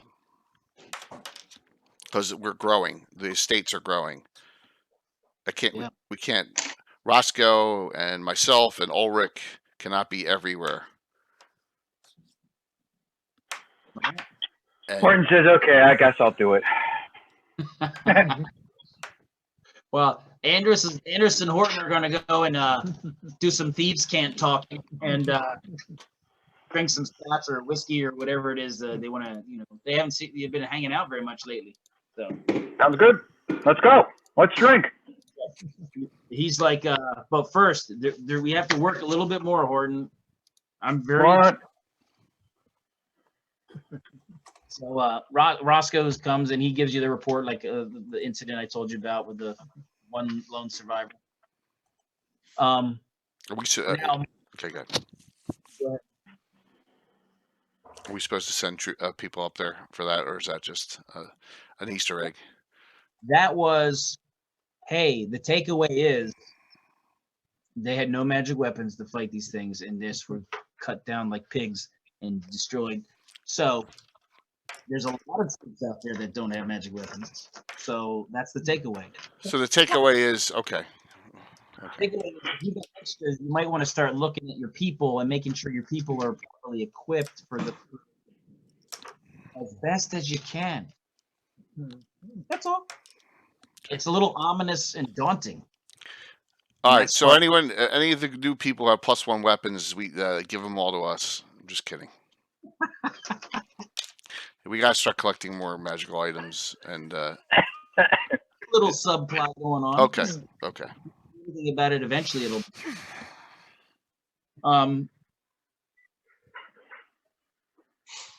Mugly wants to meet with whoever he wants to meet with somebody to tell him the news. He's made some amazing discoveries. Okay. We will have all the regulars go up. All the first, we want to make sure we don't want any. We still haven't. I'm 100% sure any of these aren't spies. So. It's just going to be the 8.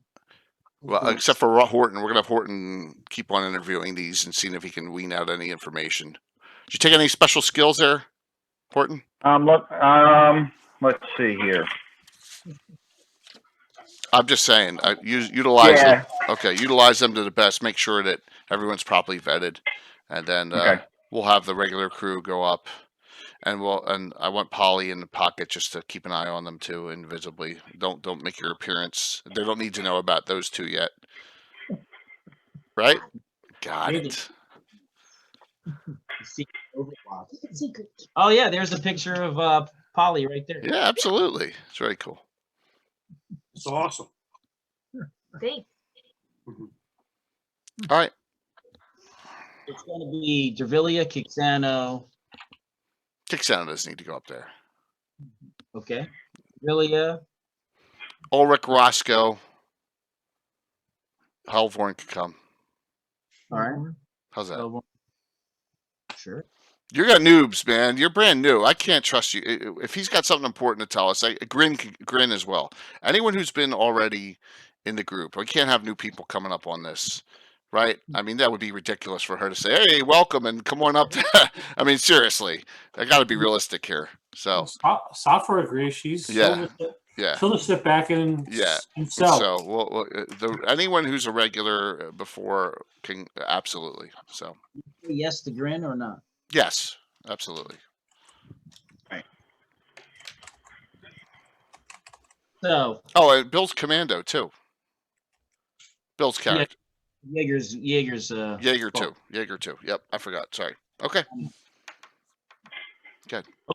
So he takes you into his workroom, and you see that there's a door frame kind of leaning against the wall, and the door is open, and you see that it somehow opens into another place because it's just leaning against the wall, and you can see there's nothing behind it. But when you look through the door frame, it's like opening up into another building somewhere, and it looks like a big laboratory somewhere else. And he's like, this is the way. This is how I don't have to cart all my gear around, and I don't have to travel back and forth as much. Very, very. Got to carry the door? No, I just need a door frame. But that's not why we're here. I have,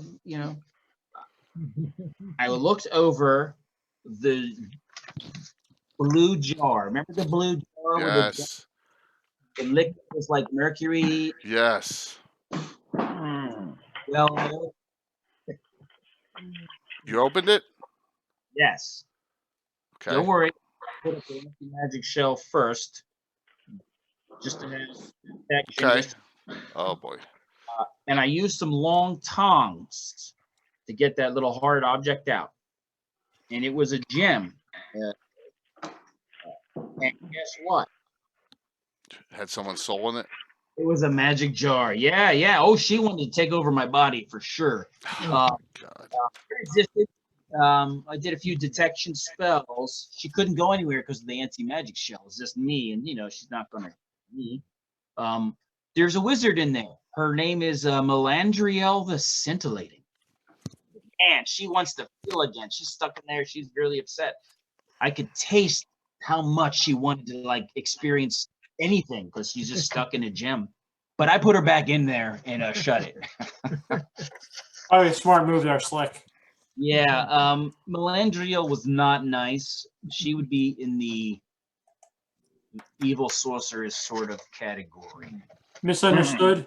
But we can't destroy Yeah, it. misunderstood. Ancient. Is there any way to destroy it, or should if we destroyed it, it would free her, right? And she'd be. No. If you destroy that stone, her soul will be destroyed. It'll destroy her whole consciousness will be gone. Is that one of the things Gru's searching for? Okay. He said the green bottle with the green liquid in it. Mm-hmm. I've done a number of different detection procedures.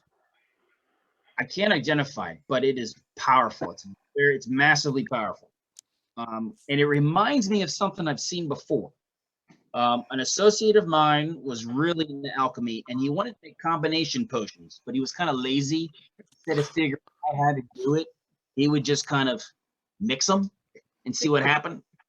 And then, he didn't want to have a breakthrough in formula design. He wanted to just kind of make something cool.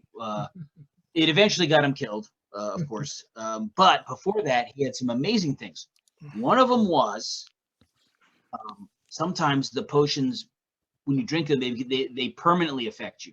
And he actually made one that was like a potion of invulnerability, but it was permanent. And it was incredibly powerful. And it has similar readings to this potion. I don't know the details exactly. I can't discern it, but that's the scale we're talking about. So you surmise it is some kind of mixed potion that has some kind of permanency effect, but you don't know what the effect is unless someone drinks it.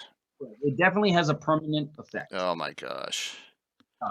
I can't think of anything more dangerous. I did do, again, I had the anti-magic shell up in case it was dangerous, and I took a tiny sample to test it and restoppered it, just a drop. I can tell you that it's not poison and it's not cursed. Does anyone want a drink? I'm so curious as to what this is. What could possibly go wrong? Right. Obviously, it's pretty good. Anybody? Potion, very dangerous. You go first. Nope. Anyway. No. Everyone's paranoid as hell. Why? Why? Oh, there's no reason why. I haven't done anything. Well, never mind. Yeah. The scroll. If you recall the scroll. Uh-huh. Just to refresh memories, the scroll. When you cast Read Magic on it, it says hidden inside my scroll curse collection are 2 very powerful and pragmatic spell rituals. Good luck. So he said, I did not read any of these because we need to detect curse so that somebody can detect before they read something. They can see if it's a curse or not. Fortunately, I know it's a witch spell. Really? I have a scroll with that spell on it. Does anybody know any witches? I think that's something you admit to. So, it's I a can either ritual. confirm. I can either confirm nor deny I know any witches. Could someone else do the ritual in its place if they have the capability? What do you mean? Well, I'm just asking if someone had like one of these special abilities, ritualist magic. Oh, the it says that in the scroll are 2 rituals, right? Right. To learn a ritual, basically, you're going to have to give up a non-weapon proficiency slot to learn that ritual. Okay. The ritual magic is way, way, way more powerful than just regular casting spells. Okay. And it involves multiple people participating and getting it to work. Well, that's what I meant. I mean, so we need multiple clerics or multiple witches or multiple of any kind of spellcaster. To cast the spell Detect Curse. That way you can Okay. move through the scroll without reading it. But we need a witch to do that. You need a witch to do that. And how would you know she was a witch? Oh, you know someone who's a witch. I don't. You don't. Rox wants someone to drink the potion. My wrong character's up here then. A Horton would do it in a second, right? No. Yeah. Yeah, but if it's not, Why not? if it's a fighter only effect, it's not going to do anything. And vulnerability is a fighter only if it is exactly that. I don't think. That. I'm just telling you the level of. Oh my gosh. It's permanent. Okay. All right. Well, who? Oh, the witch. We know the witch, right? Yeah, Cynthia. Cynthia. She would love it. Yeah. All right. He made sure his house was clean when he got back. It was clean, kept up, and well maintained. Which she'll go. Let's go get Kixano to go ask her. Oh, she'd love to help. She wants to show that she's very useful and practical. Oh my gosh. Yeah, that's what we'll have Kixano ask her, and whenever she's available to come and to cast the Detect Curse. So it happened, but you're always so nice to her, so she likes that. She's not used to people being nice. There's a lot of mean people around. Kixano's a nice guy. No, gets him in trouble all the time. Yeah. So, all right. Ask her. Yeah, absolutely. He'll go and say, "You've been so." He'll go, Kixano, and he'll. I want to say thank you for all that you've done for me over the last couple of weeks. It's been harrowing going out to Schitt's Creek and having to save all those people. I really appreciate everything. I really appreciate it. Just really good to do that. I'm so proud of you. Well,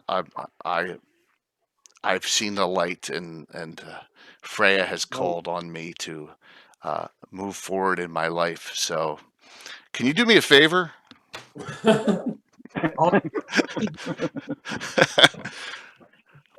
I would appreciate it if you could come with me to the tower, and we need you to use one of your special abilities that none of us have. We need to know what is cursed amongst a pile of scrolls. Oh, but I don't know that spell. You do not. You don't know the spell remove curse. No, detect curse. Detect. We want to know what is cursed. We have to find what's not cursed in this pile. Ugly's brother has a scroll with detect curse on. Oh, so she can cast it out as a witch. Is that what you're saying? I didn't know witches could use scrolls, so yeah. Okay. We have it on a scroll. Could you cast it for us? Sure. That should be no problem. Well, I thank you. And you're doing it. My place has never looked this clean in my life. Can I get my spellcasting dress? I think I'll get that. Okay. So she'll you're gonna hide everything and just bring it out to one room so she only sees one thing, or you're gonna bring her in? No. Just the one, just the pile that. Yeah, no. All right. There's Kixana's pick, guys. Who always wears white. Just so you know,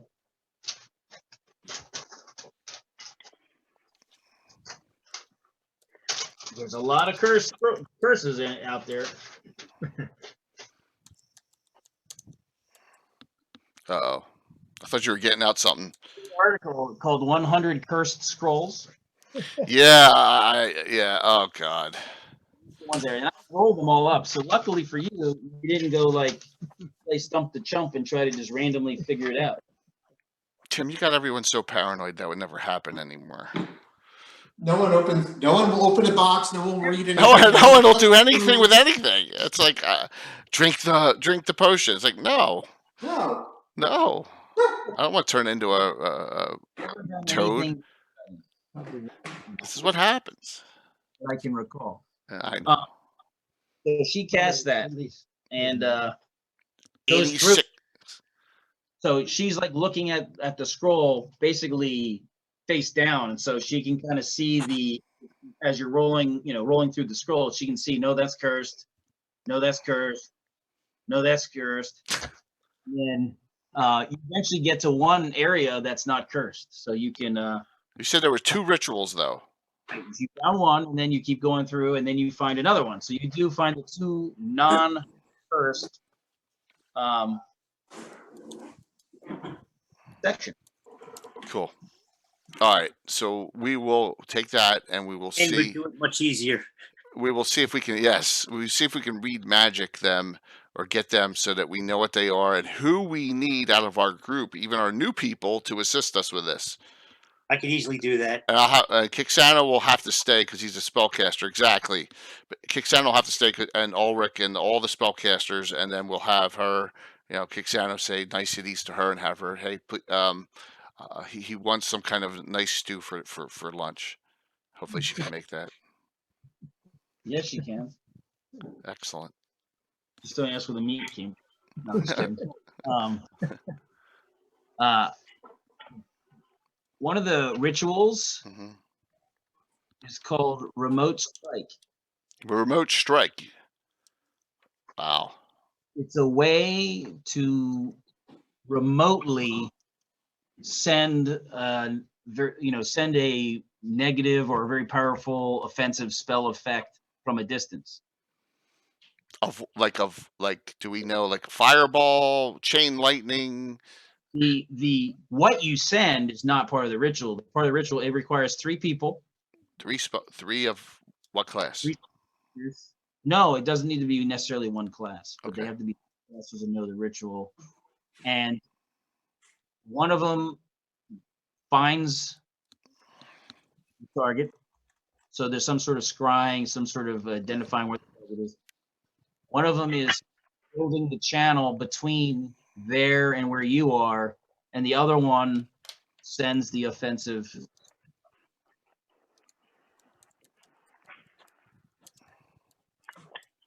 So they have to have that as a new proficiency, correct? That specific spell or a ritual capability. To take part in that ritual to do it, at least those 3 have to happen. Now, once that, will they know it from that point on if they learn it, or is that it once it's cast on the scroll? It'll take a good day to do it. It's a day-long cast. Yeah. Is it almost like a remote? Is it almost like a remote viewing, Tim? Yeah, it's like somebody's going to scry, identify the target. Somebody's going to build the link to the target in the ritual, and somebody sends whatever you want through the target to the target. So if there's someone you don't like, you could scry them, build a channel to them, and then fireball them from your house. That's incredible. Like a drone strike. Yeah, it's like artillery or a drone strike or something. Mm-hmm. But it's not easy to do, and it takes a lot of planning and effort and money, and it's a lot of things involved. Components are expensive and things like that. So that's what you can quickly discern from looking at it. Do we know if any of the new recruits are capable? Oh, you mean spellcasters? That are ritually enhanced, that could assist in this, or is it any spellcaster that takes that could do it? That's what I'm asking, because I remember we're new to all this new non-weapon proficiency stuff. If you're a spellcaster, magic user, or an illusionist that can do one aspect of those things, you can take part in the ritual. The clerics can do part of it as well as because what if you want to send a blade barrier through it? Okay. So, All right. So the third person's a spellcaster of the spell that has to go through, but they all have to have the ritual. Do you understand? I'm just trying to figure out how this works. Okay. All right. So in addition to being ritually enhanced, they have to have that spell to cast. right. You can send whatever you want through. Ritual is building up the capability to do it. Wow. The ritual builds. Yeah. Okay. Wow. That's pretty. That's super powerful. It is Okay. super. What's the second ritual? The second ritual looks like the kind of title on it calls it cold something. Calls a cold what? Melting. So you could take ore and through this ritual extract everything out of it without burning it or heating it or moving it around. How many do you need for that? 2. 2. But once again, it's a one-shot item. No.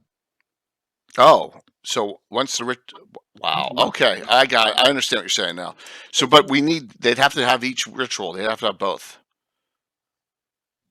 Yeah. If you wanted to do cold smelting, two spellcasters would have to have that as a proficiency. Okay. All right, got They it. would have to get all the components ready, find a place to do it, and set it up and do it. Okay, I think we've spent enough time on those. No one's gonna do it today. Yeah.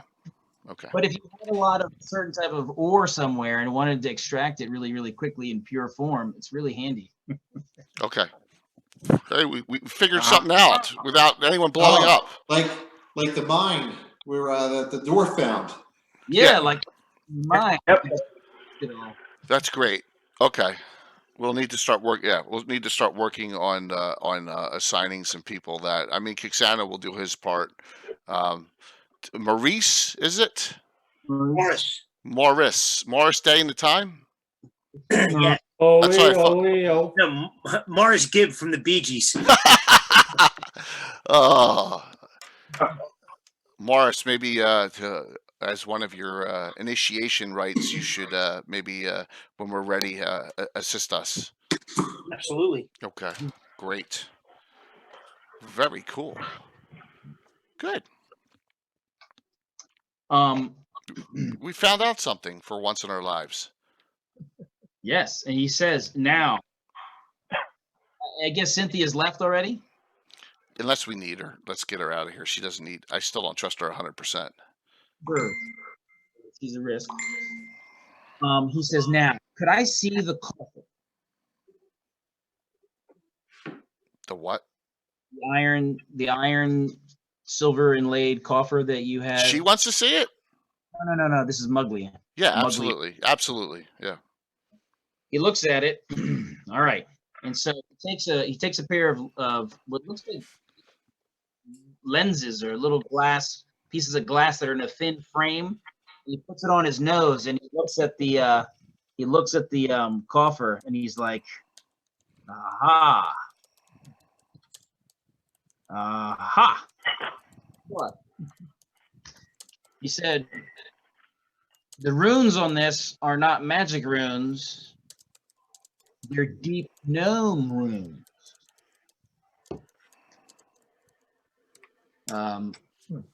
It's Drellin's adjustable compartment of secrecy is what they call it. Oh my gosh. And the latch on it, the runes on the latch, one says on and one says off.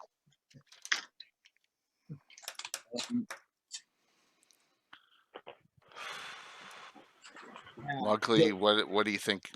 Give us your best bet. Best guess. I want to the best guess. It's the coffer that has the flask in it. Yeah, I know. He says before we do it, I'd like to set up an anti-magic shell. Yeah, make sure she has all her gear on. She suggests that Roscoe, myself, and any other hardcore fighter are the only ones in here, and it doesn't matter that our stuff's anti-magic. Spellcasters exit the room because they're going to be useless in here, and they don't want to get hacked apart if something comes out that's crazy. Make sense? So Grin, you're in. Anyone who's a Hellborn, the whole group, whoever is a fighter, can handle whatever comes out. You wanted the spellcasters out? Yeah, because they can't do anything in the anti-magic shell. Right. Well, the shell is like, if you're inside the shell, you can do stuff inside it, but not at the actual event horizon of the shell. Oh, I thought you could do anything inside an anti-magic shell. Like if you had a bombardier beetle inside a tennis ball, they can still bombardier inside the tennis ball, right? That's not okay. I'm not going to argue with you on that point.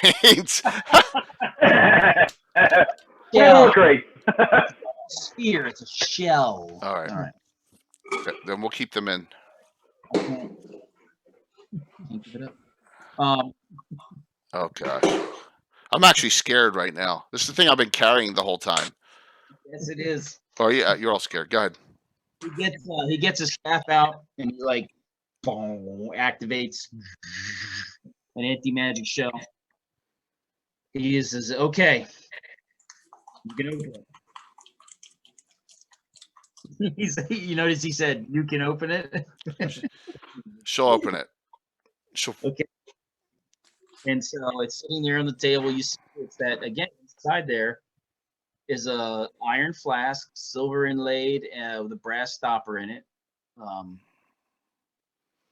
It's gotta be holding some kind of demon. Had magic on, but obviously you all know from before that if anyone did, it would be so bright full of magic, it'd be like scary. And really, it's something powerful, but something powerful can be handled by people who are powerful, right? If we want to. This is the thing Gru's looking for. So open it up. Enough suspense. So well, you're looking at it. Make a saving throw. Dervillia? Now wait. This is a special saving throw.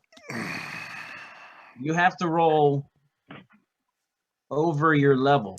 Pink dice. Over on a 20-sided die? Over your level on a 20-sided die. Because the more powerful you are, the more you want to control power. I'm going to, number one, use the Ashert hero point he gave me. No, you're not. This is not that case. Over 14 by 1. I can't show it. That's all right. It was a 14. Rolled it by 1. Who's the next highest one right there? Roscoe. Roscoe's 12th level thief. No, you're equivalent to 14th level. You're higher than her. The way he works multi-class. He's 912, isn't he? Oh. You're highest. Yes. Okay. Roll a 20-sided die. There's no way. 7. Cool. What's that? You did roll, right? Throw that 20, man. Roll them bones. You roll? You rolled a 7, right? I rolled a 7, yes. Oh, great. All right. Roscoe just looks at it and he just picks it up and he goes, "I got this." Roscoe, that's yours now. Cool.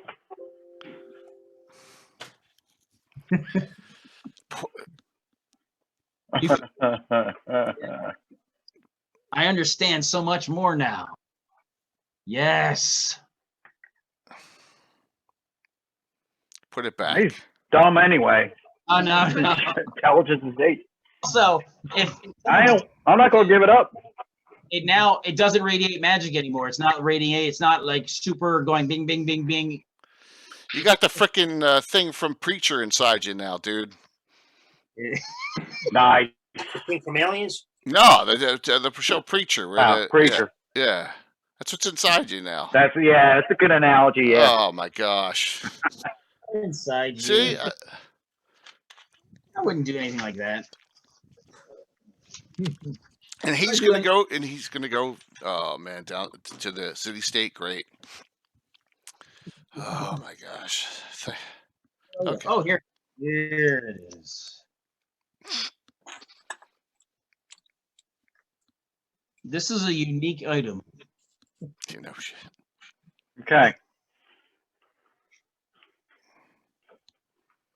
And it's yours now. And will never be given up voluntarily, ever. I mean, you could hide it somewhere. Okay. Never, ever give it up voluntarily. What happens if it's taken from you? Well, you see Lord Gru, it was taken from him. So you... It is the iron flask of Blue Vineth the Untrodden. Of who? Blue Vineth, Vinnethe. Blue Vineth the Untrodden. The Untrodden. That's a great name. Oh, his other character's gonna drink the potion rocks. We're gonna have a double header here. Oh my god. So, Walt, there's only 3 commands. You know the commands now. It's like Okay. there is the word of opening. There is the word of Okay. command.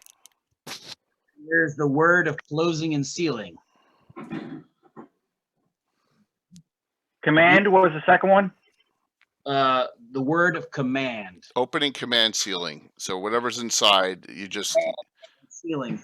yeah, great. You have a feeling there's something in there. Something powerful is in Numbnuts is gonna open it in front of the Overlord. I know it. there. No. He probably won't do that. Ugly is like, I'm so glad It's like now. I made that Yeah. roll. Jeez. You tell them that there's some command words you now know and things like that?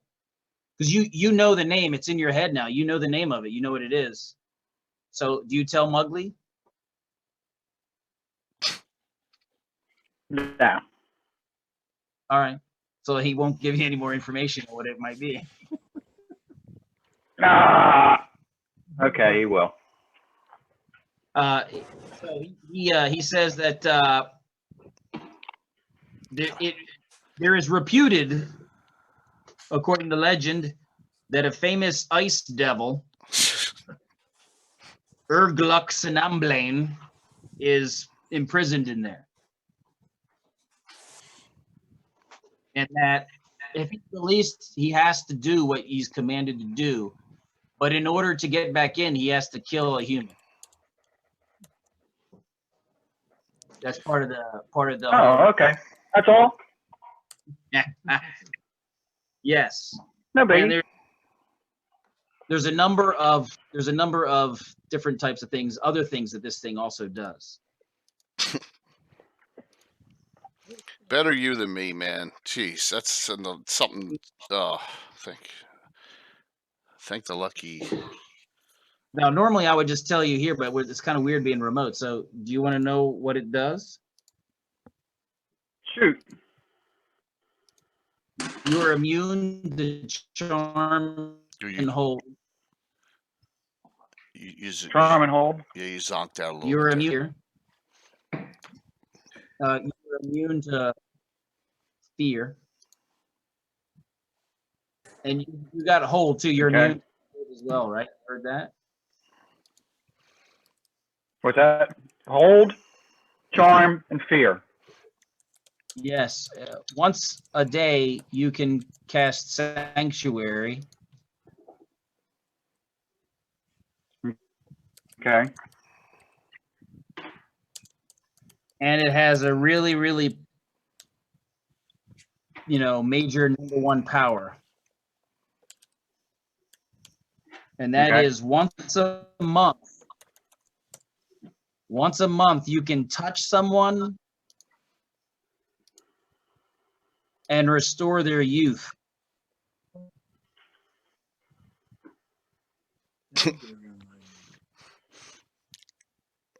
Be more specific.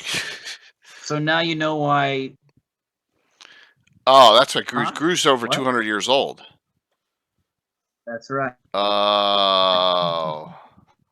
There we go. Oh no. You are so doomed. He's gonna come to the end. Oh man. But now it doesn't radiate. It doesn't radiate that big powerful because it has a master, so it's happy now. Yeah. I will tell you, there's some negative effects and a Mm. potential. Like, Okay. does anybody have any holy water? Not anymore. Not anymore. It pollutes holy water within 10 feet.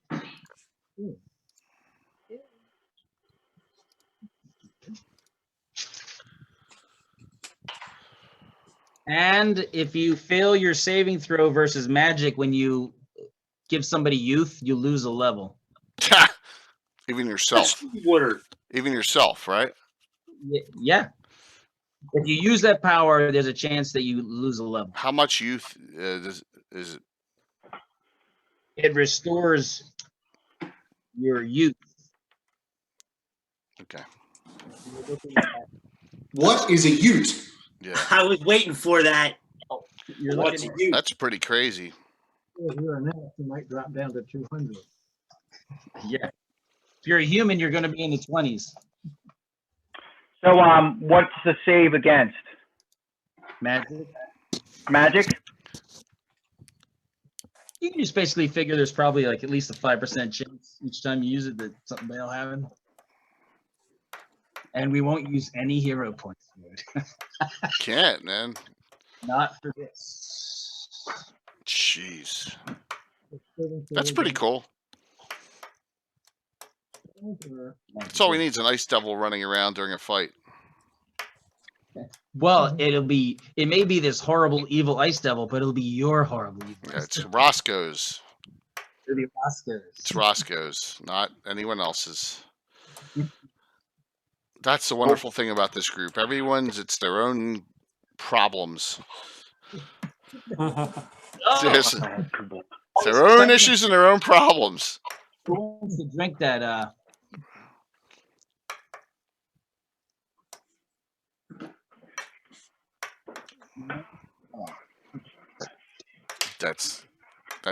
That's trouble. That is exciting, man. I think the only thing left is that silly book and the green potion. Yeah, we'll save them. How's that? Sounds good. Yeah, the Ice Devil's got a name already. What was the Ice Devil's name? Right. The devil's name was Urgluk Sinamblain. See the umbling? Yeah. Urgluk Sinamblain. Like Chillblain, but it's Sinamblain. Sounds like Whoa. a playing game. Okay. Hey. You're in the big leagues. What can I say? Yep. I'm not in charge. I can't help that, but that's so bad. I wanted the saving throw with the levels to be kind of like you know how in the Lord of the Rings with a Yeah, I got it. It makes total sense. Makes Well, total how- sense. the more powerful you are, the more you feel like you're able to wield power. He's got to deal with Gru now. Wow, he can still keep it in this nice little container. Mm-hmm. We stole from Gru, so it's going to be Well, stole. Technically, the pit fiends are from him.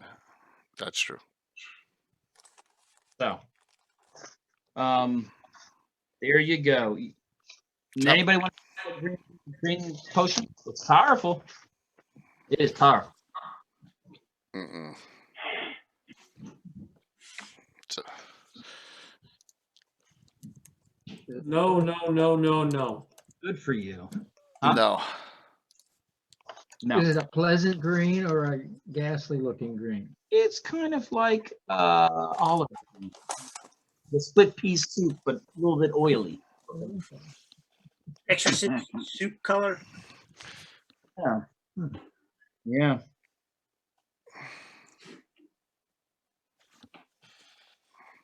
All right. All right, that's a long day right there. You guys gonna go catch some shut? Mhm. Absolutely. We'll find quarters for our new friends. They don't have to sleep in the. All right, and so you guys can play cards and check out the tower. The tower is 200 feet tall. It's It's also a big tower. humongous, and you can tell that it was not constructed by normal means. Yeah. It was not constructed like anything before. The teleport blocking and the ethereal blocking is huge. Super huge. This is not in the city, right? No, we're still out on our lands. Yes.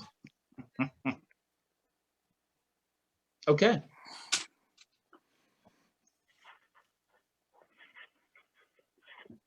Someone who built this tower had problems, I think. All wizards are paranoid. The 20th level magic user. They're all paranoid. No, I think it was short. That's why he went with the tall tower. In a Napoleon complex.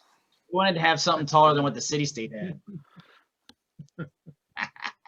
We can actually see Greyhawk from here too, because it's so high. Oh. You can see Greyhawk from here. That's a joke about the hedges, frickin' hedges. I'll never live that one down. Don't even worry about it. The No Just No guy gave me an argument about how high were the hedges. We talked about that this week. Yep. So. All right. Ready for a bright new day. Okay. So the following morning. So we rest peacefully. I can get my fog cloud back. Yeah. Or another spell. You can.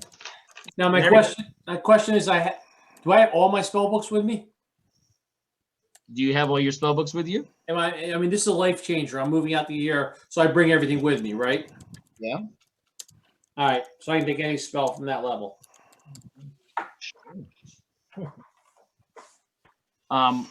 You see that there's a contingent of horse that's riding up the road towards you, towards the tower. Derelia, who's out having her nice drink in the morning, nice hot cup of something, stretching, not having her armor on because Yeah. She uses her her ability and wants to recognize the heraldry associated with these riding horses. Well, they have their shields are black with a white square on them. Overlord. The Overlord himself. Great. Okay. It's a contingent of horse. They're wearing his symbol on their shields and livery. You can see that each of them, as they get closer, they have a different embroidered patch on their breast with a different coat of arms. So, because basically, noble houses have to provide. Right. So they're contingent troops to the Overlord from other houses, and they have their other sub crest on. They're all from different ones. There's a whole bunch of different ones, all in the same. Do I notice any of them? Is like Lady Crestevere got a representative there? Yes, one of them is. Gru's got a representative there. So how many are there total? There's 15, but they all have different ones. And some of them you recognize, some you don't. Just in quick look. Okay.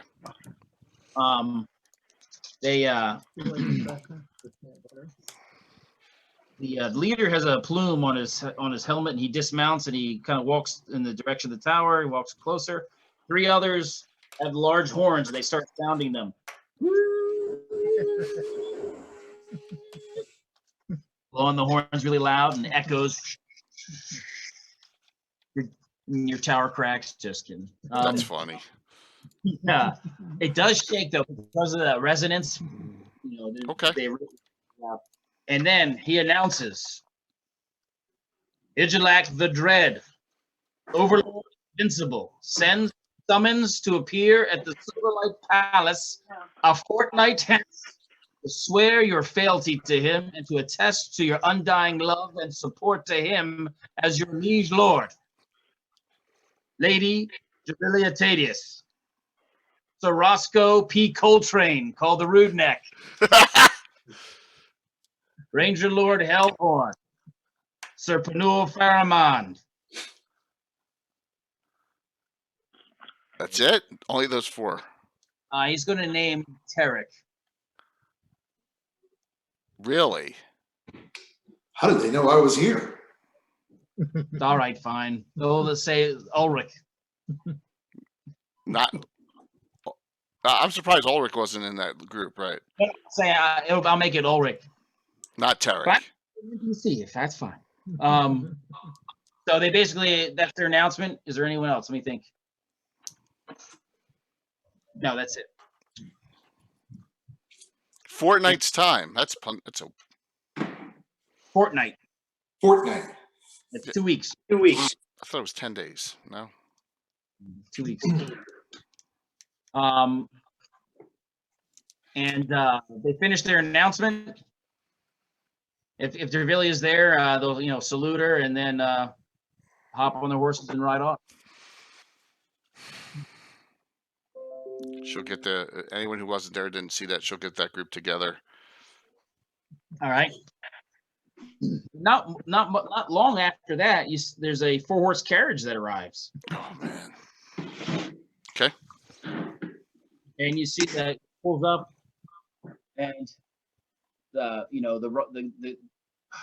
footmen get out. They open the door, and you see a guy get out, and he's very stylishly dressed.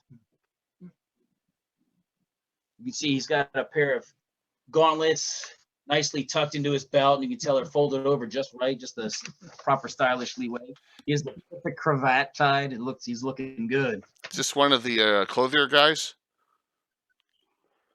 He's sitting there. It looks like he has some sort of official document rolled up with a seal on it. Sorry that I do not know you by just appearance. I apologize. No need to apologize. Here's my letter of introduction. We'll take a look. The letter has the seal of Ivy, Lady Ivy. Ivy. Okay. Evil Stopper, and it's basically a letter of introduction. It's like she says his name is Edmond, emphasis on the O. He is a consultant and representative of Luigi and Salvatore, purveyors of the finest and ultra high quality fashion and accessories. He has been sent at Lady Ivy's request to be a consultant for those who require assistance. Yes, and by the looks of you in this place, you all need help desperately. Okay. We need to get there forthwith. Stat, you people are in desperate need of some sort of improvement. We're going before the Overlord. What street are you in? I'm on number 2 Triumph Avenue. Near which gate? Twilight Road gate. Okay. Go right there. All right, one sec. I'm going to blow it up. It's actually not. It's just off of that map. But you see that road that goes up the Cryptic Citadel? Yes. That road, right where it goes off the bottom of the map, is where their shop is. It should be on this one. Right here. There he is. Yes, it is. Number 2 on that road. If you get close enough, there's a number 2 on that thing. Okay. Number 2 Triumph Ave. Yep. Okay. Luigi and Salvatore. What's the appointment date for? We should Immediately? need a lot of help. Okay. If you get something made custom, it takes a while to make sure it's done properly. Well, Fortnite seems like a lot of time, but maybe it is not. So let's get an entourage together, and I'm assuming we just chop it right down the middle. Is that what we're doing? My feeling is that you need to go rapid. I'm talking about characters. We just split it right down the middle. Everyone have one in each. Okay. So everyone decide who's going with us. We already know the five that have been invited. So those are already done. Let me tell you who's not going. Okay. Horton, Hand Over Fist, Jaeger, Grin, Andrus, Pocket, Galt, and Kixano. All right. So Polly's going. Hellborn's go. Okay. Grin's not going. So we have the other 2. The 2 new. So we have 3 of the new ones. Did you say Morris in that group? Morris is in that Yeah, group. he's quite debonair, actually. All right, so Morris is going. We gotta get the list here. Morris, Sofra, Yep. Yes. and Tarek. Correct? Yes. Although, well, Although- Sarah keep the riffraff at bay. Remember, you have the people that are going before the Overlord, but you're not allowed to take weapons and armor in there, but you don't want to travel there without it. So you need to have somebody who is watching your back and your stuff. Plus, if you're dressed nice, you don't want some drunken lout vomiting on you on the way in. So you need to have people to take care of things. Okay, Fly out. fair enough. She will kindly get that group together and ask them. Well, we haven't discussed compensation here for the newbies.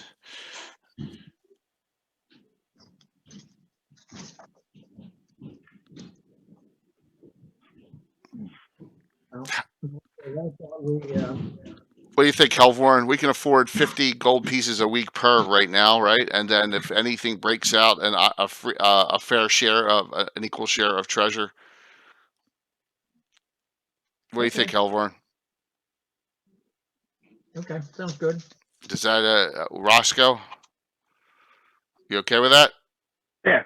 All right. Yep. Ulrich?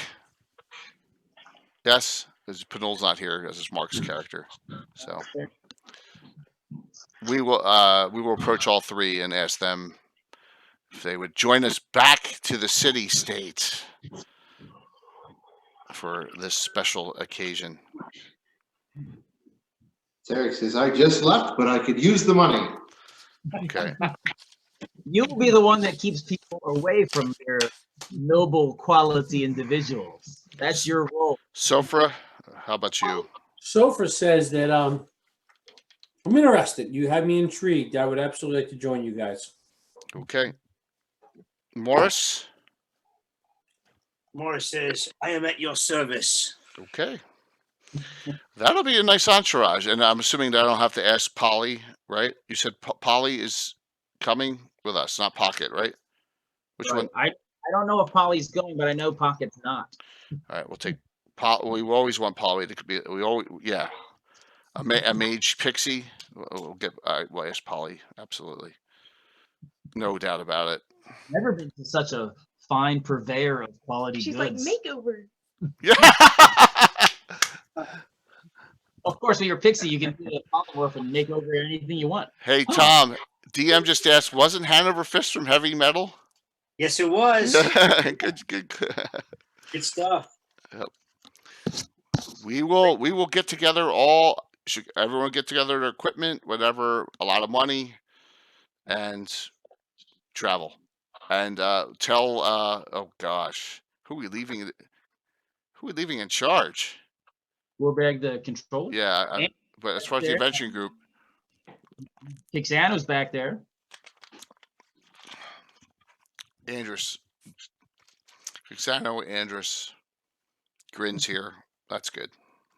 Yeah. And you have Gorbag the controller. You have a Castellon too. So Yeah. I mean, you're responsible people. Excellent. Fun times. I will say this: while those guys are getting ready to head off down to Luigi and Salvatore, while they're all doing that, everyone else I said who's not going, they get a small piece of paper that's cut like a circle, and it's red on one side. It's the red spot, and that means parlay in thieves' circles. Parlay. Parlay. Who invented parlay? Oh boy. Anyway, parlay. And when you look on the back of it, it says Mudhound's Ale House. And you know, Mudhound's Ale House is a new establishment in Noonanville. So there you go. The red spot is like the thieves guild sort of way to say, hey, we need to talk about stuff. Somebody probably has to explain that to Santa. He's like, what? And golf, but they don't know. Everyone else is probably a little bit more. Okay. Yeah. Aware. And Horton, you can tell whose handwriting it is. So oh, it's Andrus's handwriting. Andrus Philandrus. Andrus Philandrus. So Okay. he wants to have a meeting where they're organizing, take care of business. So that's what you guys are going to do. Make your way over during the day to I the. just went by Andrus. That's Ulrich. Yep. Good. What did I say? I just went by the picture of Andrus. Sorry. So. Okay. All our high rollers heading to the city. Are you going to try to catch up to the carriage, or tell him to wait? Or are you going to take his ride? Or We're going to ask him to wait, and if we need to compensate him to wait, we will. Very well. No need. I am being compensated by Lady Ivy. I respect Lady Ivy, so we greatly appreciate this token. With proper guidance, can better yourselves. Although your quality and you have done much good, even if it was by accident. Her words, not mine, sir or madam. Her words, not mine. She's a great lady. She's very, sometimes I think she's fighting an uphill battle. But fight it nonetheless, she does. So you all kind of get ready and head out. His carriage is pretty fast, but you guys can kind of keep up. Do you want to pull up the city-state map? We'll just Sure. go.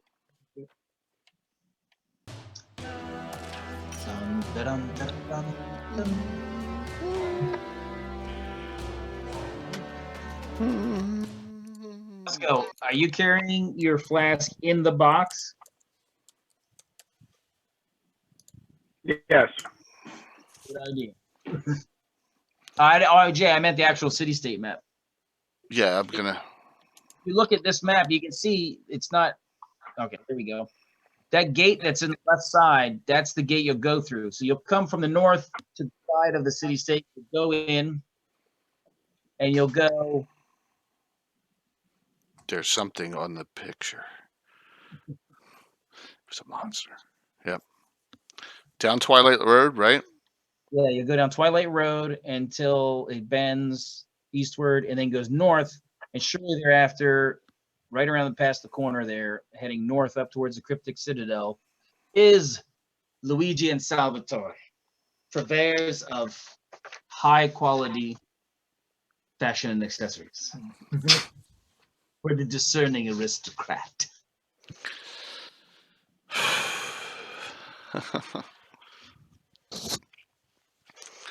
Very cool.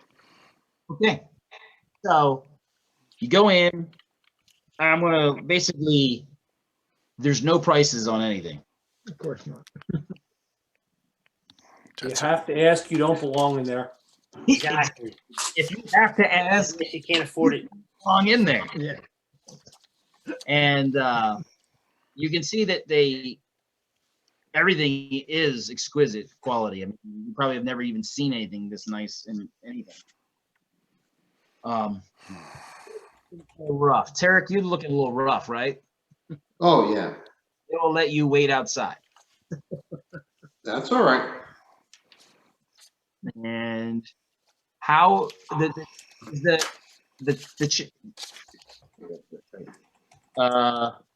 okay. So Maurice is, he's keeping himself looking spiffy as possible, right?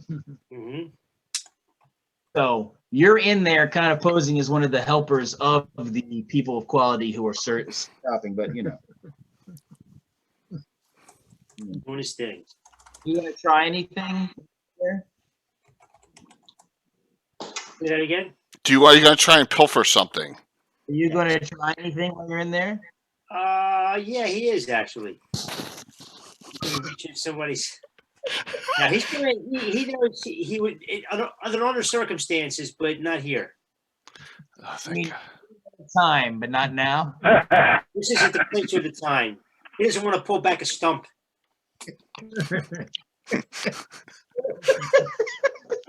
All right. You can see that they have fine robes in here. You see some robes. They look really very nice. Hmm. There's a hunting crossbow with inlay with ivory, and it's just beautifully decorative.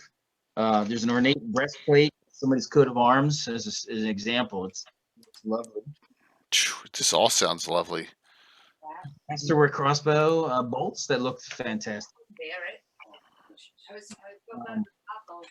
Also in the to the side, they also have thoroughbred horses. If you're interested in a quality horse,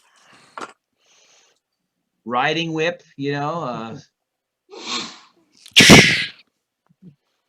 anybody? That's a Debrilia kind of thing. No, that's not. She's not that. No, she's not a sadist. Never. The normal thing to be right, but also you can keep peasants at bay with them. Riding boots, nice. They really the guys inside the store, once they find out that you're going to go see the Overlord, they are really pulling out the stops. They're really trying to show, and so they pull out some stuff for all. Let's see, Hellborn, Dervilia, Roscoe. You were the heavy hitters, and Ulrich, the heavy hitters who were going to go before the Overlord. They're pulling some stuff out for you, Dervilia. Must be pink. They have that are pink. That are very faint to almost fuchsia, depending in between. Fuchsia is sufficient. Okay, so they have a lot of. They have some that are with fuchsia highlights, or decorations. And some of them have a lot of jewels, a lot of beadwork. I don't want gaudy. I want classy.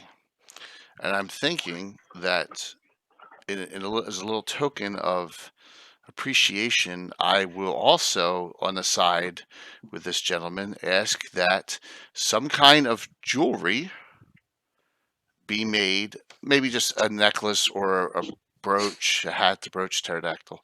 No, for everyone in attendance with this group, and it have a pink stones in it. So for Roscoe, for Ulrich, yes, she wants that done too. Yes, we have just a quality jeweler. We have someone actually he works right across the street. He's proximate. His quality is Yes, she want for the entire entourage. Luigi and Salvatore to put her name. And if Polly wants to pick out what she likes because she loves baubles, Anything shiny. shiny and pink for her. Shiny Okay. pink. Yes. How about like almost like a special gold inlay with that little pink glimmer to it? Yes, love that. He's like, who are you talking to? Sorry. Look like we'll have that anyway. But so here's the categories I'm going to give you. Okay. You can choose the aristocratic clothing, high fashion. You can choose highly fashionable. Does everyone need to do this too, or just everyone, right? Well, everyone's a pick, but only the high rollers need to make the wiser choices. The other ones can choose something because they shouldn't be more impressed than you. But they're also extremely stylish, very fashionable, and not good in those categories. All right, it's a no-brainer for Javilia. The highest level is high fashion. No, it's not her. Highly fashionable. No. Extremely stylish. Extremely stylish. I like that. Yeah. I think extremely stylish. She does not want to blend in with all the other highly fashionable nobles. She wants to be stylish and stand out. That's what things cost. That's what this all is. Each one is less than the other one. Like, I'll say extremely stylish is 1/4 of what high fashion. I don't care about the cost. Do we care about the cost, Roscoe? No. So Roscoe, what do you want? Grin, what are you looking? Stafford's there.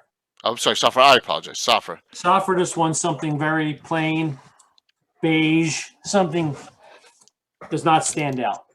So you're like I said, You went not there's good. Not good is fine. not good from Luigi and Salvatore. Not good still looks pretty good, but not to Okay. them. How about Helvorn? What's he gonna do? What's the middle one? Extreme, stylish. That's what it really likes to hear. Highly fashionable, extremely stylish, very fashionable. Fashionable. He'll take fashionable. Actually, you know what? Give her fashionable for Safra. One step over, not good. Yes. Yeah, because she would stand out if she was not good. Safra is taking fashionable, and Safra's coming as heck. You're supposed to be one of the high rollers. All right, we'll go up one then. All right, very fashionable, much better.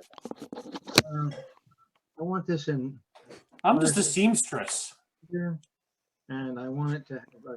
What about Morris? He's not. How much money does Morris have? Not enough. No, he's not. Someone needs to spot him. Ulrich will spot you. By the way, you didn't put any money on Safra's sheet there, Tim.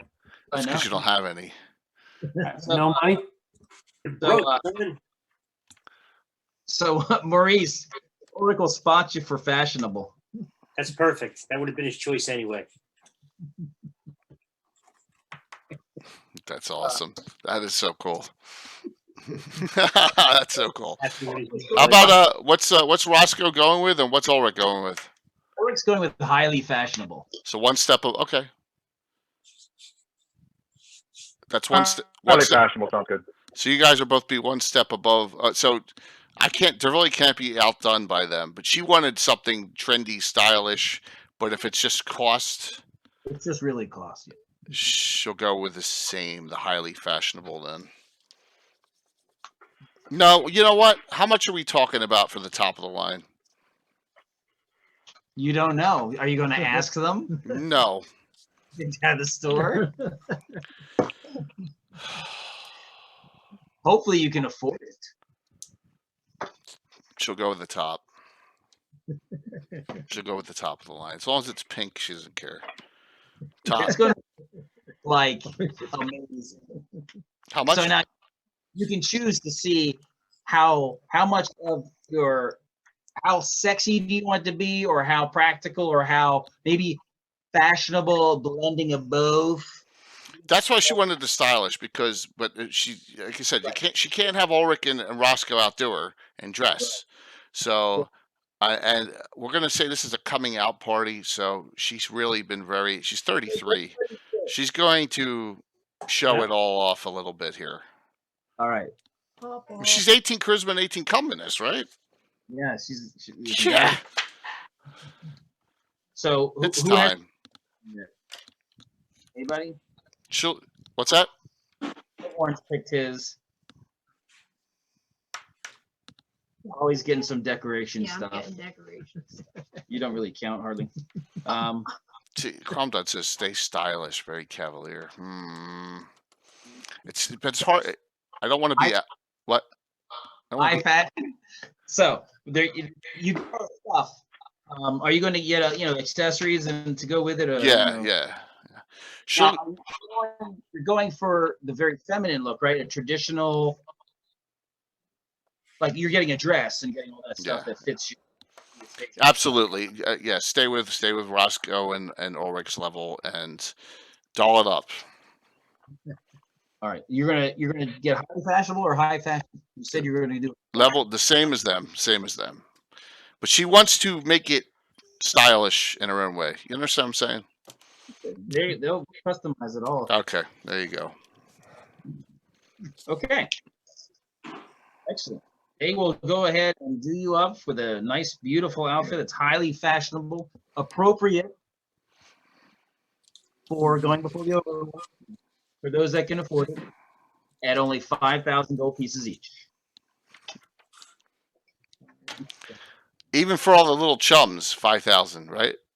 Hellborns is 1,000. Fashionable is 500 each.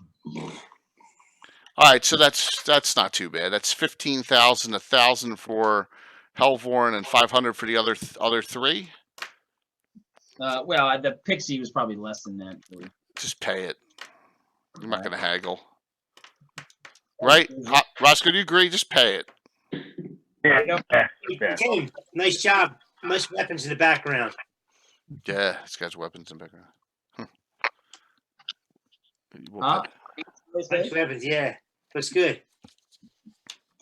Okay, so they said this stuff will be ready for you to pick up.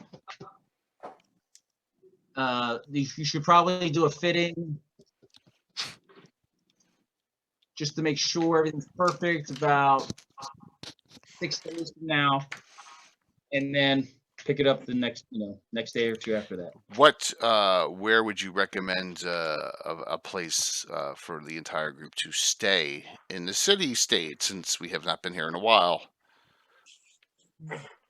Wow, there's places out here nearby. Are you a member of the Band Red Club or the No. Night Bachelors Club? Oh.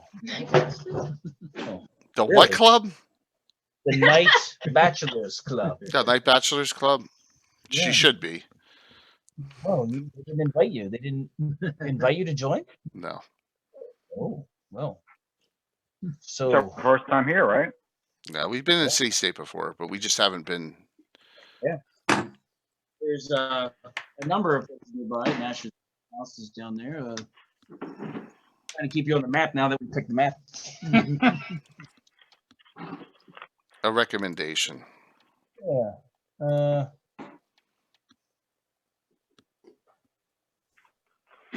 Nash's gaming house has a nice place to stay also, because they like people to not have to leave. Where is it?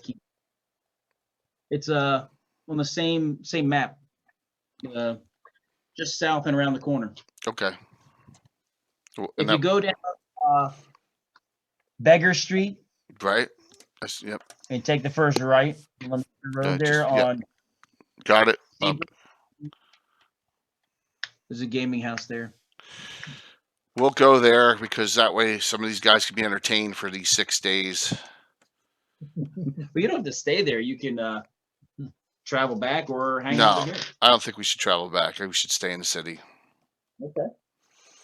So for the entire entourage per night, what are we looking at? 100 gold, 200 gold? That'll easily cover everything. We'll give them 100 gold a night to cover. All right, with gaming and. Yeah, and we'll let yes, if they want a game and all, we'll throw the money. We'll make it rain some gold. So we'll give Tarek and Morris, and anyone else who wants to gamble, we'll give them a stipend of 25 gold a day to gamble. That's perfect because that's one of his proficiencies, gambling. Yes, exactly. So we'll do that. We'll give anyone who's interested. There's a $25 gold extras for gambling. The rest of us, she's going to enjoy some shows and the food, but stay low key. We don't want trouble. We don't want to be running around town causing trouble. Very good. Walt, you're really blurry, Walt. What's up with that? I know. I'm trying to clean up my. I don't think it's that. I think it's focus. Go forward a little bit. No. Yeah, well, Corey Sealand's like, you're making it worse, Walt. He's like, quick. Don't move. As long as we hear you, that's the important part. Okay. Wow.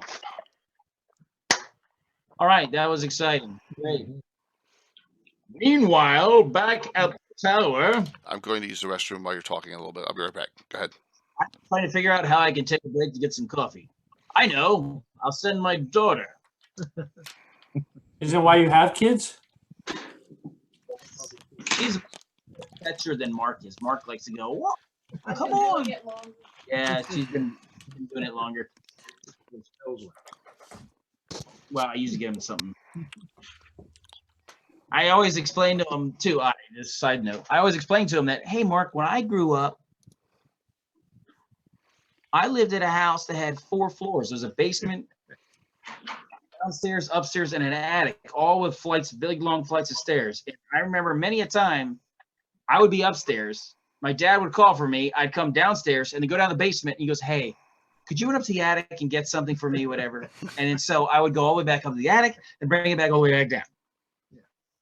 No problem. We didn't have cell phones. No, and you don't take. We won't talk about the time Walt and I caught you doing something crazy in the basement the one time. I don't know what you're talking about. You were attaching the shingles to the leather armor. Oh yeah. The siding, the house siding to the leather armor, trying to reinforce. Yeah. Solar armor, add aluminum siding, and then You tried to attach the siding to the armor. That was great. All right, I'll be right back. So keep going. Looks like Aftermath had a couple things like that.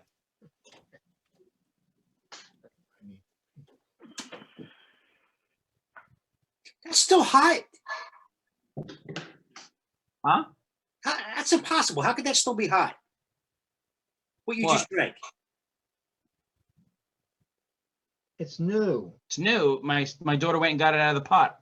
Oh, I was going to say, man, how could that be hot 3 hours later?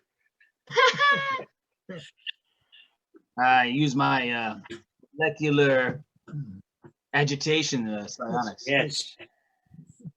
I have a thermal induction coffee cup. Okay. Back to the tower where everybody's been past the red spot. Once we explain it to the lawful goods what that means, they probably will go and join us. Does anybody not go to the Mudhound Ale House? Nope. Oh, let's go. What's worse could happen? Well, the Mudhound Ale House is unimpressive looking. And attached to the building is a small tattooing and ornamental scarring parlor run by Chicha Skarsgård. So if anybody wants some tattooing or ornamental scarring, she's the lady. All right. Well, that does sound fun. Maybe it'll help your intimidation skills if you get some scars on your face. I think it's the other way around. If you get things done and never get scarred, then you're even nastier. But not by look. That requires an awful lot of thinking on the part of the person you're facing. All right, so you go in there. There's a bar. There's kind of there's a person who's cleaning up the bar. She looks in her late 30s, early 40s. She looks tired and looks at you like, "Are you kidding me? It's only like midday and you're coming into the ale house? What do you Start want? clock somewhere. What do you want?"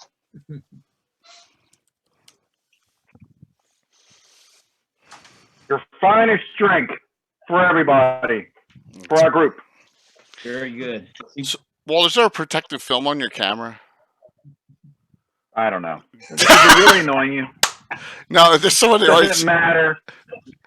Doesn't matter. Well, is there high humidity in your room? I'm breathing heavily. Ha! Yeah. It's one of the side effects of the iron flask. Yeah.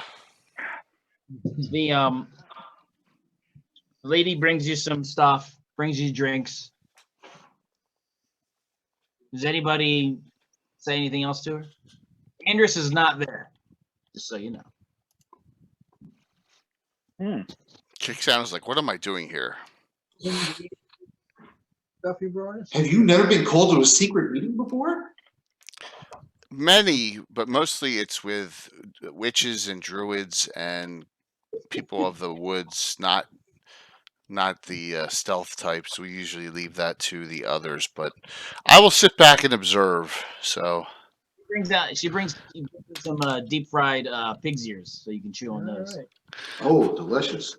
Walt, was your camera once owned by a Playboy photographer? Someone just wrote. Oh, that's great. I love coughing. That's wrong.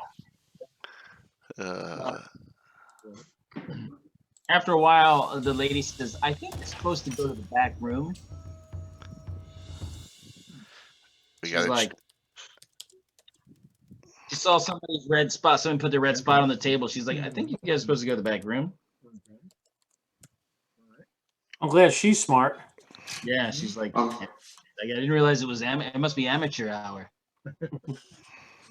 Didn't know you had a back room. No. All right, yeah, you go in the back room, and there's a big table in there. Anders is in there, and he's sipping some wine with his feet up on the table, and he's like, all right, you're here. Mhm. I thought we should kind of put our heads together and make sure we keep things organized here. I know that Roscoe and Ulrich would love to be here, but their attentions get divided elsewhere. We got to stay focused kind of on the people and what we need to keep the peace and help business run along smoothly. Mm-hmm. All right. So he says, I want to discuss kind of what information I have and what you have, just so we can have our gangs or our workforces organized for the betterment of everybody. So I wanted to throw out some possible ideas of general rules that we should kind of follow, guidelines, if you think. God. Yeah. Like for those looking to kind of help themselves, we should aim to, focus on travelers, not locals. We don't want to, as my mama used to say, don't shit where I eat. So Good rule. it's a good rule. So we should shit where we eat. Even for a gnome, it's a good rule.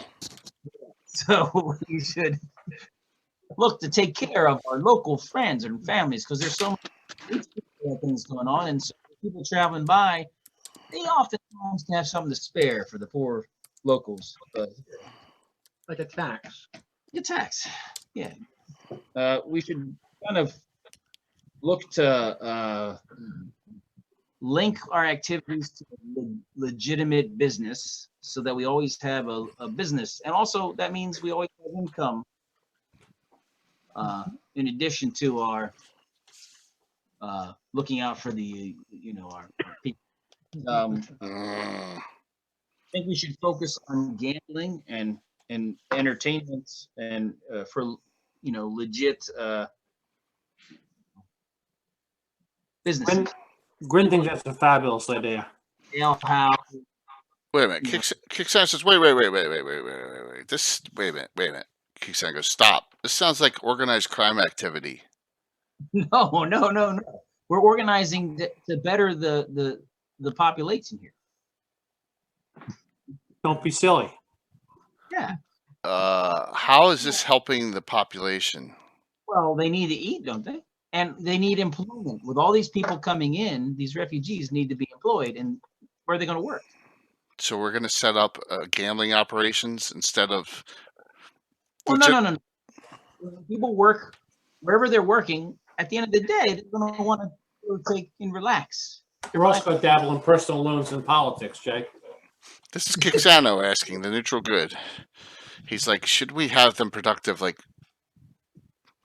we also should open a playhouse where we actually have plays and theater. Okay, I'm good with that. Musical venues and things like that, because that's very entertaining. And I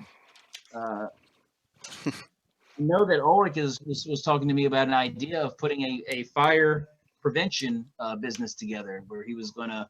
I'm 100% with that. Put together some Because people he can prevent it if your house doesn't burn down. Yeah, fire insurance.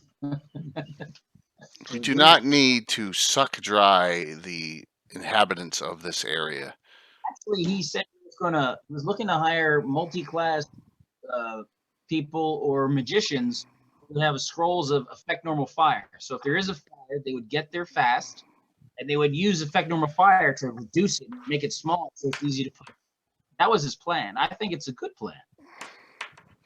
But and they wouldn't be using it in the opposite direction. Right. Well, if you don't pay the protection, then yes.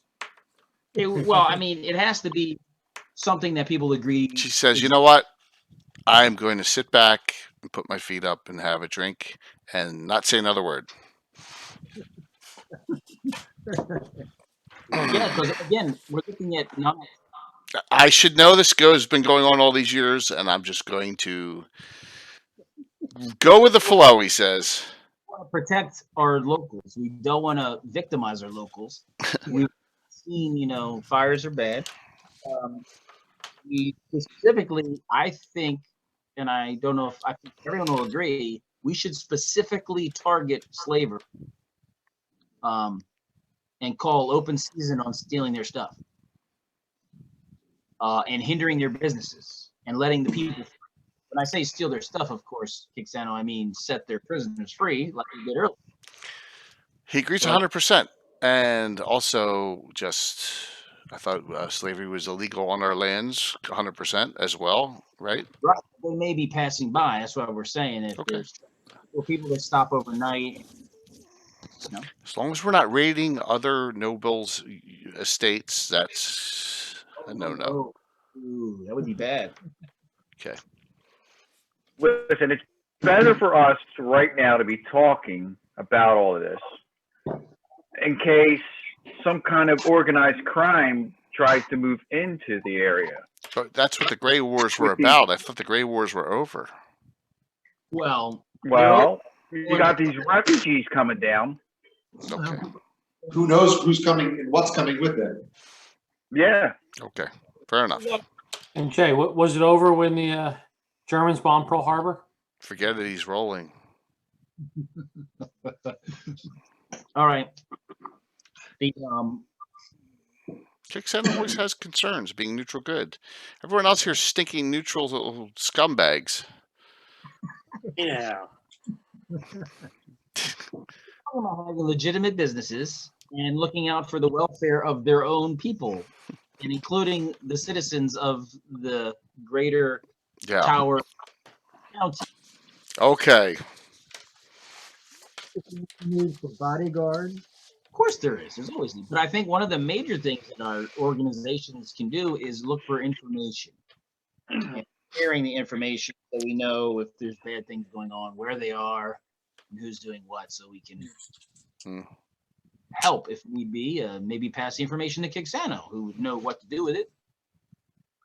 And maybe if one of our guys makes some bad decisions, maybe he as a magistrate could be lenient on him, knowing that he's helped out so many other times before. Right.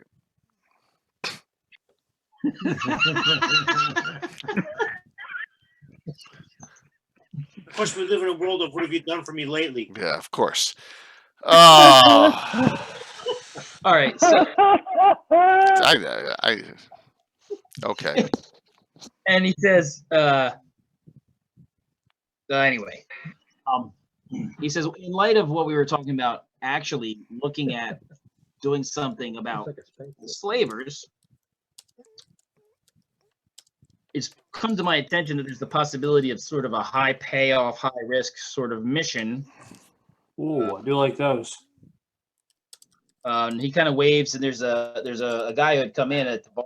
The man comes over. He's very tan. He's got black hair. He's lightly dressed in fine quality linen and cotton. He says, it's Mr. Rourke. yes. Smiles, everyone. Welcome to Fantasy Island. Like, yes. Funny you should say. You look marvelous. Fine Corinthian leather. He has a problem. His daughter was aboard a ship and was taken by pirates, sold to slavers, and he's been following her trail. And he thinks that she's now being held as property of the Guildmaster of Slave Masters in the city-state. It sounds like the movie Taken. Is this The Guildmaster of the Slave Masters? Yeah. as an office inside this city? Oh, yeah.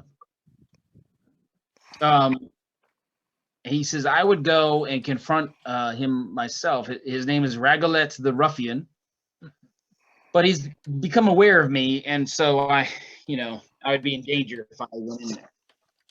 Now, he was like a thug and a ruffian before he started getting into the slaving business, and then using his ruffian skills and connections, he kind of got to the top. And now he's at the top. He likes to host very wild parties, and the invitations are very, very exclusive. And I need someone to get into the party, find my daughter, and give her this pearl. Fortunately, I know a few party goers are going to be passing through the area in a couple days.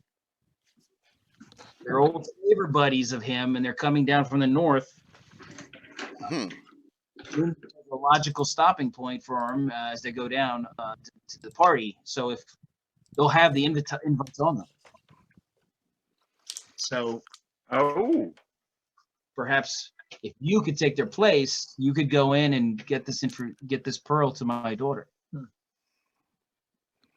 Okay. It'll help you escape. And he goes, I have a small painted likeness of her. It's very accurate.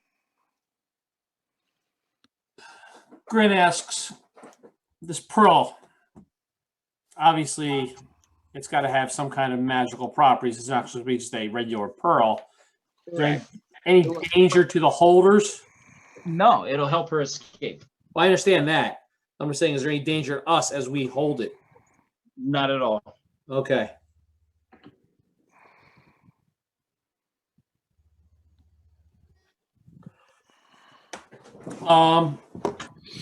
And you said you'd be very happy if we did this for you. Yes. How happy? Very happy. Well, because this party is going to be really, really wild, there's a lot of people there and a lot of wild parties.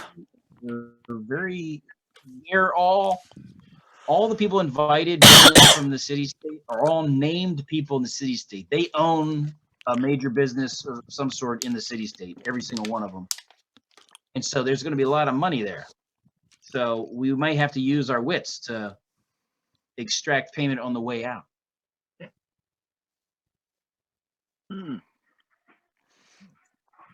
Whoa, I can help out with that.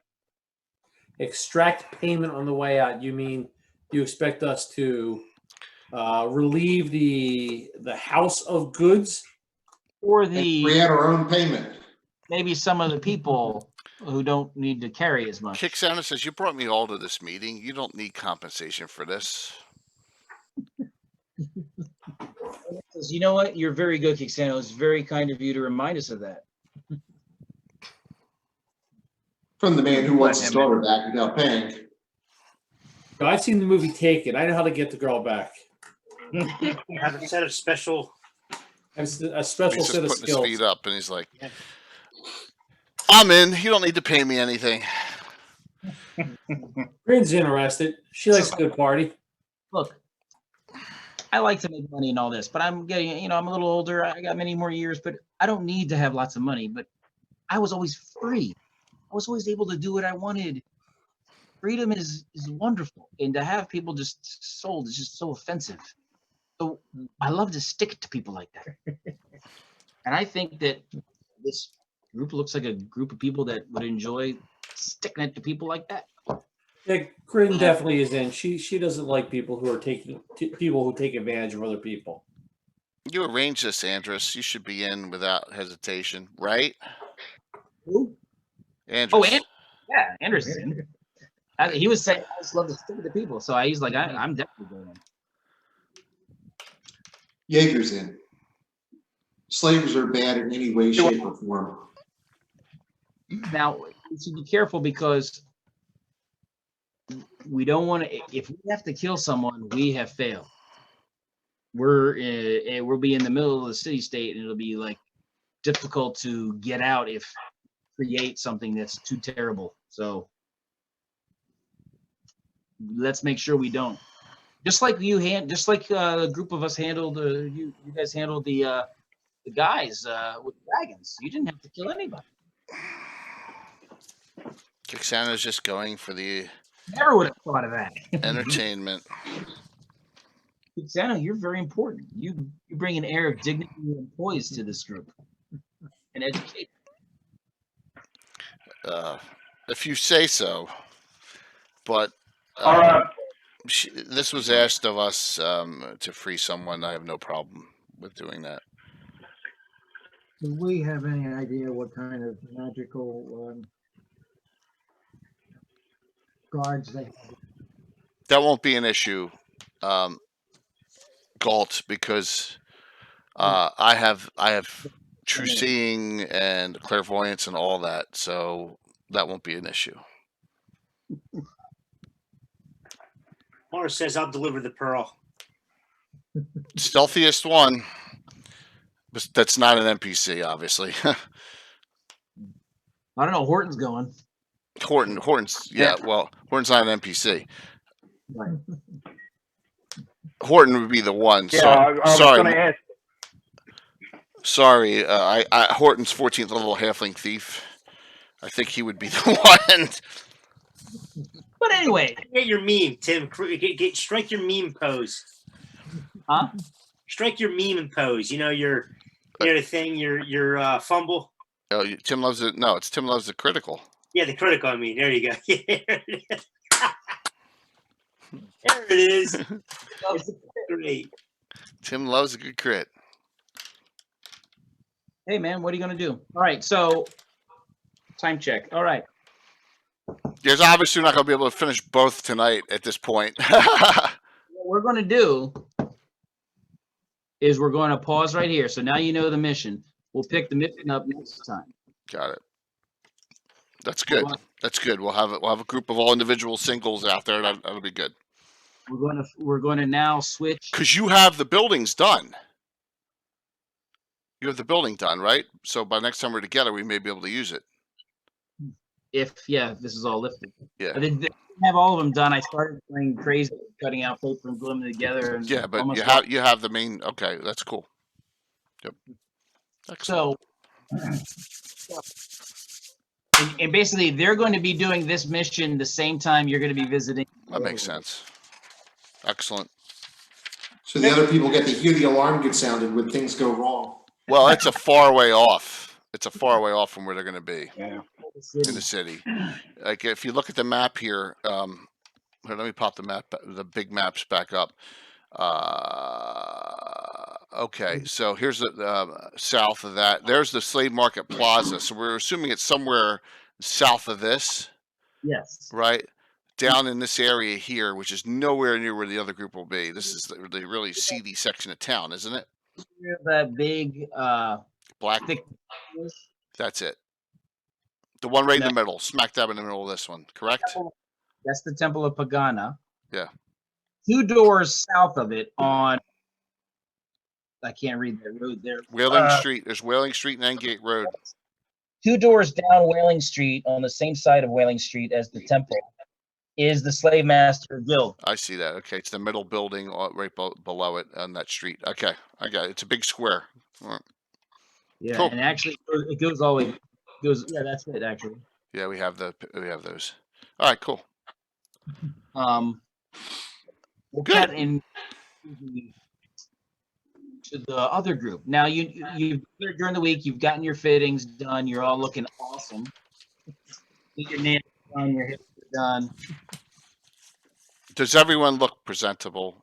Everyone who drops the coin is awesome. So we pay our things, right? That there's no weapons and armor allowed. No, but we have someone who's going to be with some of that stuff, right? We are going to. That's why you have your helpers here to help. All right. Side. So we're going to have. So you're saying we're having Morris, Safra, and Tarek, right? Yeah. All right. Now, Polly, I'm worried about Polly getting visible and them saying we have a stealthy thief or floating around. So I don't know how to handle that. What if I polymorph into an ant and then I stay in someone's pocket? What about you polymorph into a regular person? Oh, that would work too. Then she'd have to get new clothing. She can polymorph and look like whatever she wants. All right. Okay. All right. So yeah, have her polymorph into a human or an elf. Polymorph into an elven female. Yeah, that's Hey, perfect. Tim, potion of gaseous form. How long does that last for? A long time. 1 die 4 + 1 turns. Yeah, and dude, you can't come out of it until it's over. Right. So it's a good potion to have, but once you're gaseous, you're stuck as gaseous. So once you Right. commit, you are going to be Take a gaseous. shot. That's a long time. So it's a desperation thing. Mm-hmm. So you can have some. You can have this stuff secured for you somewhere, or you can have one of your people hold on to it. I would prefer having our people hold on to it. Morris, Safra, and Tarek, I think we can trust them. I'm confident we can trust them. How much is this stuff worth? A lot. There you go.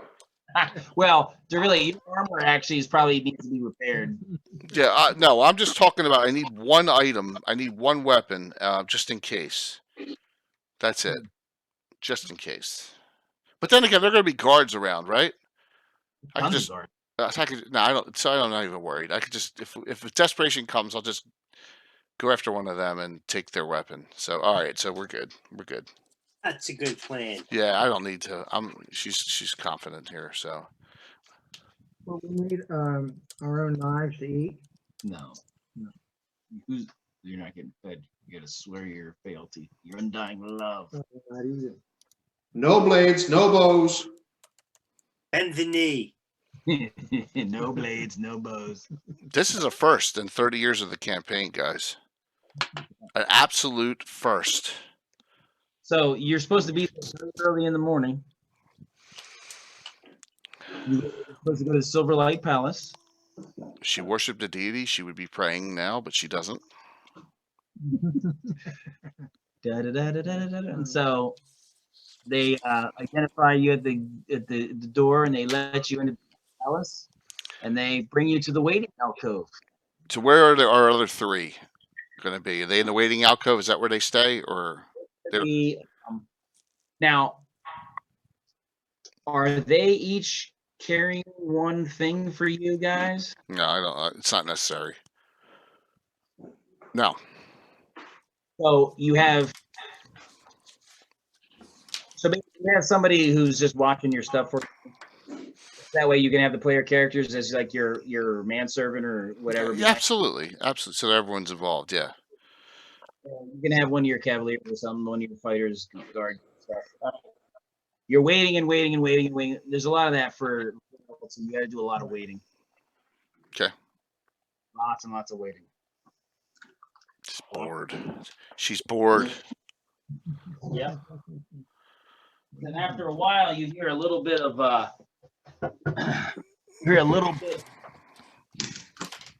noise coming, and I mean, there's a throne room on the map. It's not really extremely relevant. I'm looking at the map. Did I get it on our maps or no? No, you did. You want to pull up the top map? Okay.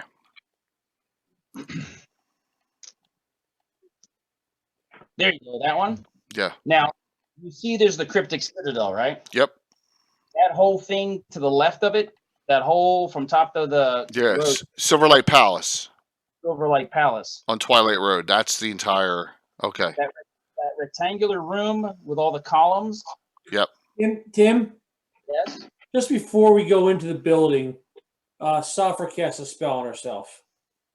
Okay. Non-detection. Okay. It'll last 4 rounds per level. Yeah, 12 turns. Oh, good.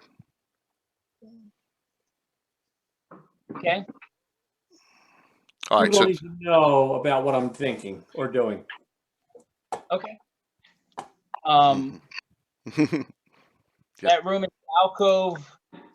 Yep. That room with the things there. Waiting there for a while, and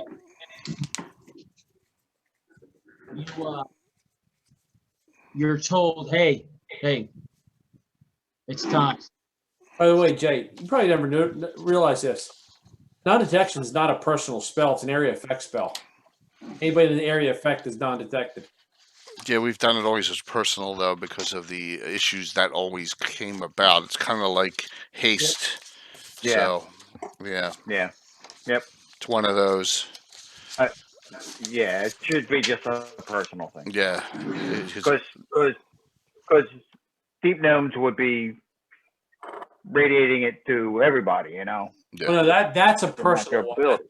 That's innate ability. Well, let's keep it personal now because if somebody's detecting something, that's a flag. So.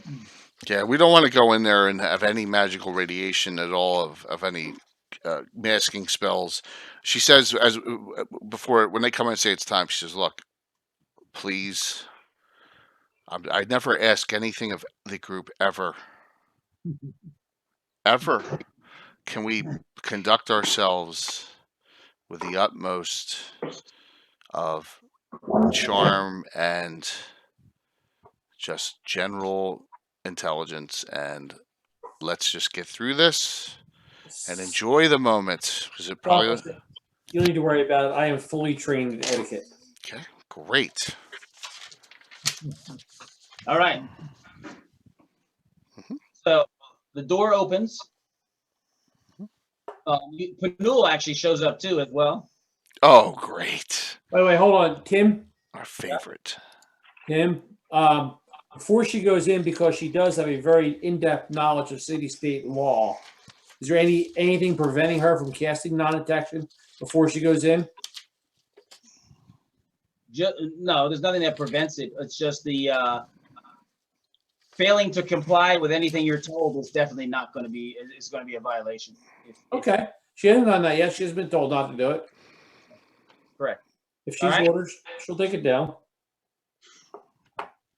So the door opens, and you see there's a lot of people already in there. There's a lot of knights that are in there. I mean, you can tell by the way they're dressed. There's not a lot of armored people except for the guards and constables and things like that in here. Just as you kind of look from inside, you see that there is a very large figure off to the side, off one of the sides, like face kind of painted. I mean, he basically is Gorbag size, so he's like half ogre size. He's wearing a very decorative cloak, and he's got feathers and things off of it. But he looks like a champion. He reminds you of Gorbag. He's actually not bad looking for an ogre, for half. As you come in, there's all sorts of stuff there, but then you hear some drumming.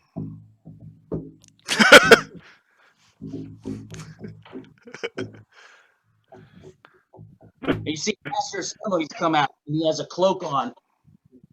And you see that it has a symbol on the cloak, and you know he's one of the priests of the Hellbridge Temple.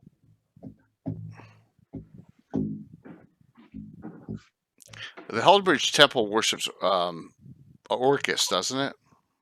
No. No? Okay, my bad. And he goes, without fear.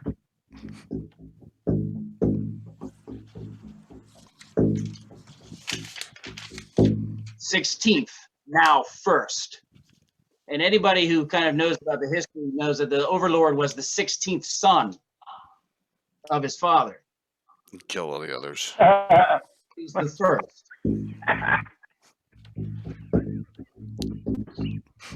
So he basically does this. He starts chanting, and he puts his, I can't do this. It's gonna be.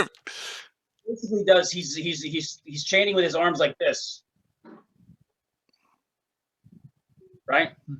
He's chanting, "Overlord, Overlord, Overlord, you command us." And all the fighters off and the guards sound off. "Hedjalak, Hedjalak, Hedjalak, the dread destroyer. Overlord, Overlord, Overlord, you command us." And another group, "Hedjalak, Hedjalak, Hedjalak, the dread destroyer." As you're starting to kind of walk in, you can start hearing, "Oh!" You hear some howling off to the corner. Is that right. When you look over, you see that there's some they look human initially in chains, no clothes on, but you can see they start sprouting hair and their mouths change to like wolves, but they have chains on them with like runes and stuff, so they're chained up there, but they're howling. Overlord, Overlord, Overlord, you command us. Hedgelak, Hedgelak, Hedgelak, the Dread Destroyer. So this chanting is moving around. The high priest is chanting, Overlord, Overlord, Overlord, you command us. And the response, Hedgelak, Hedgelak, Hedgelak, the Dread Destroyer, is rotating between different groups. Well, when it gets to our turn, we will say it too. Now, you can see one of them, it gets over to where that half ogre is. And you know, the guy says, Overlord, Overlord, Overlord, you command us. And he just basically does, Hedgelak, Hedgelak, Hedgelak, the Dread Destroyer. So he's putting his arm straight out and doing like this. So he's gesturing than other people. He wasn't dabbing, was he? No. Overlord, Overlord, Overlord, you command us. So it gets to you guys. Yeah, Hedgelak, you're the greatest. Black. Very good. You command me. Lord, Overlord, Overlord, you command us. It happens again a couple more times. Now it gets crescendo, and he says, Overlord, Overlord, Overlord, you destroy us. And then the response from pretty much everybody except you guys, because you don't know the words, is Hedgelak, Hedgelak, Hedgelak, the Dread Commander. And from the sides of the throne, behind some curtains, comes 3 people. And the area that was was dark, and you thought you could see there, but suddenly now you can really see what's there. Over the throne is a large, about 18-foot tall stack. It looks like it's made of metal. You notice that what looked like it was some sort of gong is actually not a gong. It's not two-dimensional. It's actually floating outwards. And you see that there's a beholder that's floating there. It comes out. Time to anti-magic, everyone. Coming in from the other side, you see that there's hellhounds that come in, and you see a guy who looks like he's in his early 50s, dressed, obviously, he's the Overlord. He's dressed to the nines. Right behind him, standing there, is a Mind Flayer who's dressed, wearing the emblem of the Overlord on him. And then you can see entourage. there's another dressed there who is basically the Grand Vizier. He's right. Very descriptive. I have it right pictured in my head. It's awesome. And there's also 3 dwarves who are wearing. You can tell they're outfitted from Thunderhold. And there's 3 dwarves that are also part of his royal guard. Wow. And so he's like, greetings and salutations, my dogs of war. Today is an auspicious day. Let us begin with the proceedings. And you can see from one side, they bring out a guy to the front of the throne room. And the guy's in chains with his hands tied behind him. I'm sorry. I'm sorry. And he's like, you were told very simple instructions. You can't go into the harem. What part of that do you understand? I'm sorry, but it's like that. So yeah, one of those guards comes over, and there's a guard wearing a hood and has an axe and just cuts his head off right there on the spot. Right out of Papillon. Make an example. Negan. Well, The Overlord is Negan. Instructions. You're in trouble. So that was his brother. He just had executed. Oh. So now magicians, they drag the body away. Some magicians come out, and everything's clean again. And then he's like, "Now on to our regular daily scheduled business. I believe we're here to accept some oaths of fealty."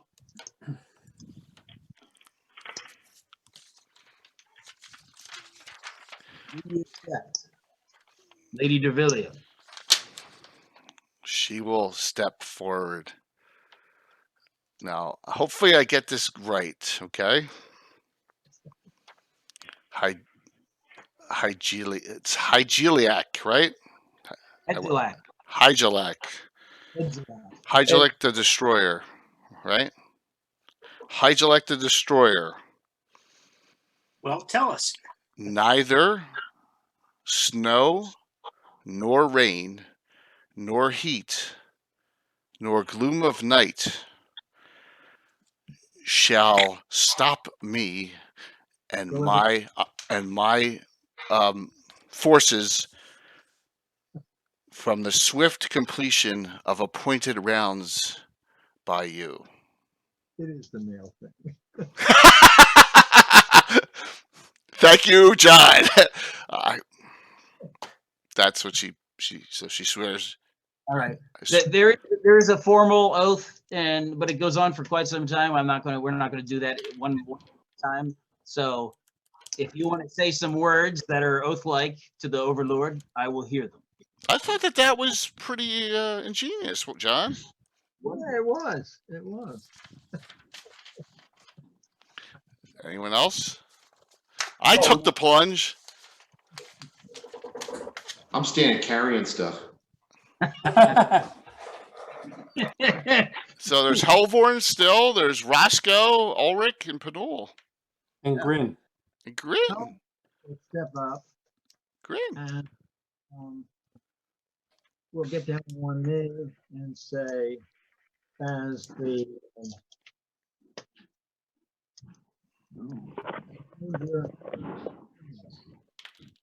fulfill to you and to your country and to your people by the power that's behind all of the good in nature. I am you. He bows his head. Very well. Roscoe, you want to give it a run or just say, yes, you do it? Ditto.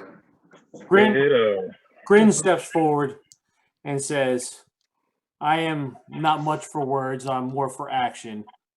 But as my sword I will swear my sword to you as your servant.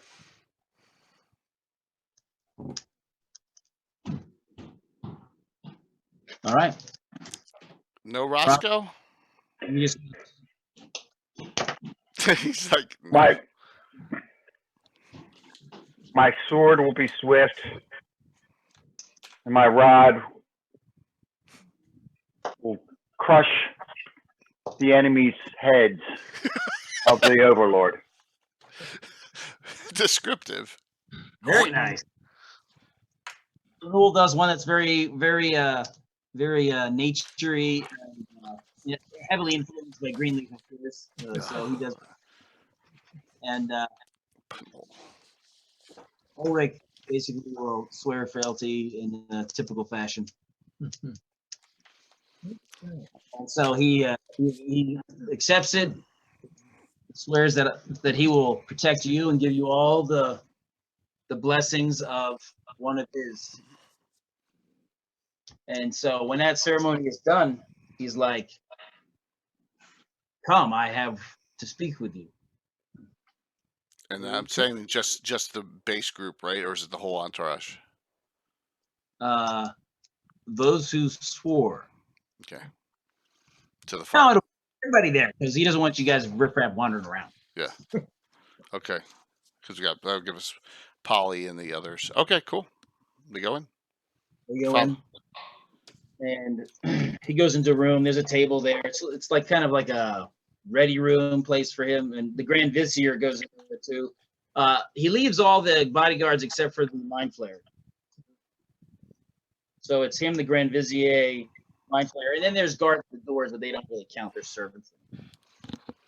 And he said, so, you know that I have a relationship with Thunderhold, the dwarven fortress to the west in the mountains. Yes. And we do business with one another. and it's beneficial to us both. We are rich in farming, and they are rich in technology, steel, weapons, minerals. So it works out very well for everyone. And we usually have a road that connects us very well. And that road was performing admirably until recently. I have been told that you took some military action out in sort of the wilderness area against a group of brigands that did something or some such. I have no care about that. If they need killing, they need killing. That's fine. But my understanding is that there was a great fire.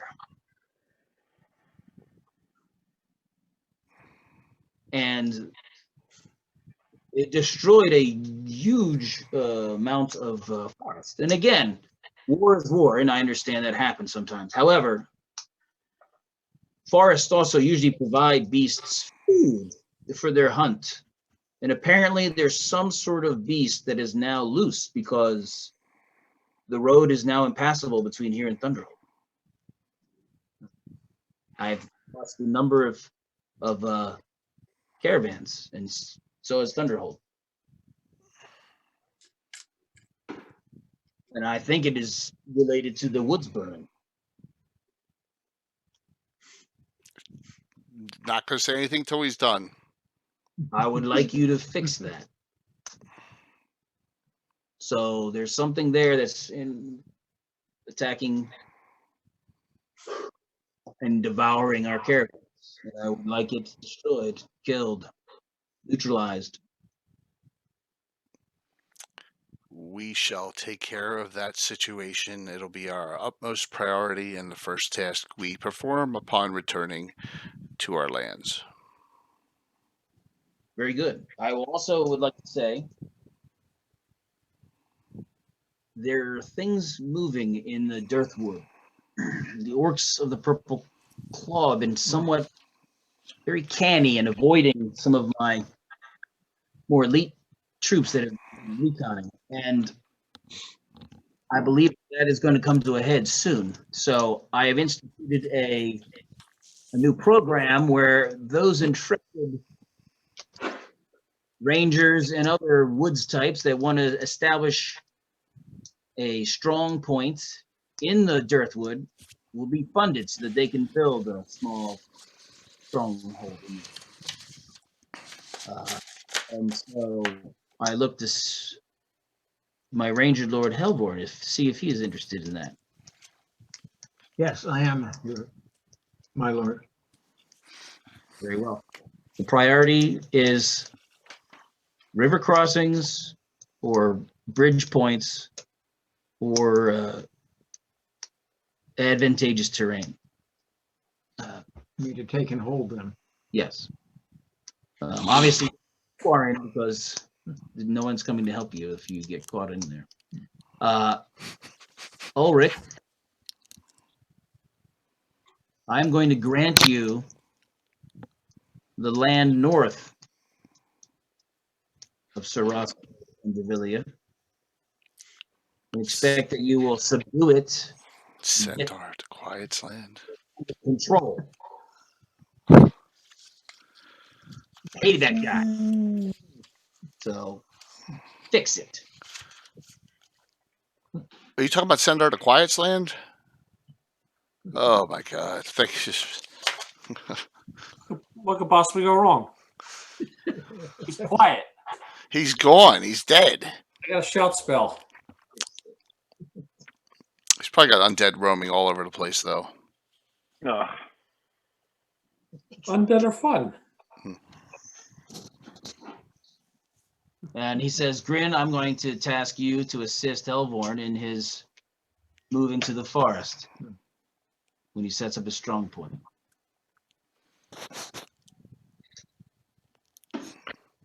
She doesn't want to reply.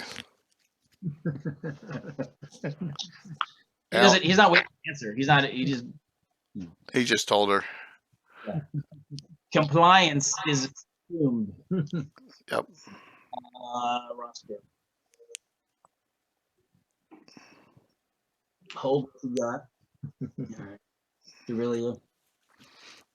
Well, what you got? He says it's my prerogative to allow you to keep the titles and lands you have, and because even without being told to, you were paying taxes.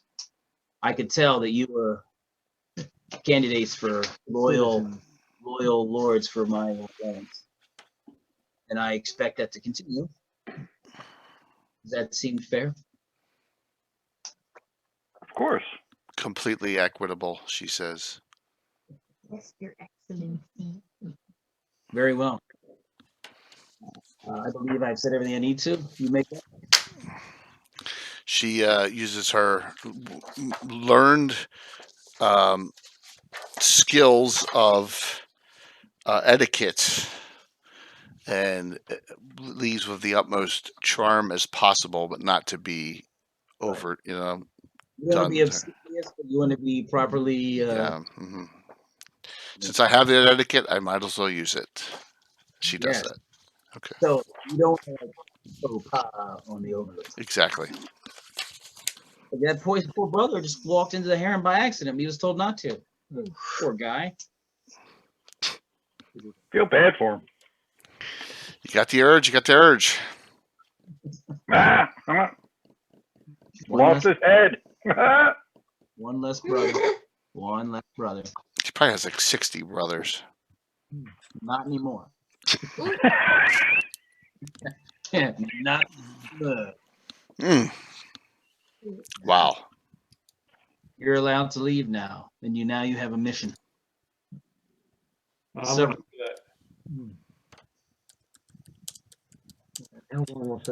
we thank you, my Lord. The next time we kick it off, it'll be the Down and Dirty crew at the Slave Guild Masters party. It's beautiful. Okay. Beautiful. Down and dirty. That's like a party. Down and dirty. Like I said, next time, let's hope also that we're back to normal tabletop gameplay too, right at the point. So, what about our titles? Do we have titles now? I'm not asking him. I'm asking in general. I probably should have written that down. I probably should have written something up. Yours is Tower County, so you Countess Villiers. Oh, I like that. I like that. And then, The Countess de Winter. Countess de Winter. Roscoe, do you want to be like a baron? I know you're going to be this baron. Yeah, this baron's cool. This baron. This baron. This THYS. The Yeah, barony. this tower, THYS. Yeah. You have this castle, and you have this town. Yeah. It's this baron, and so you're the baron of this. You're the baron of this.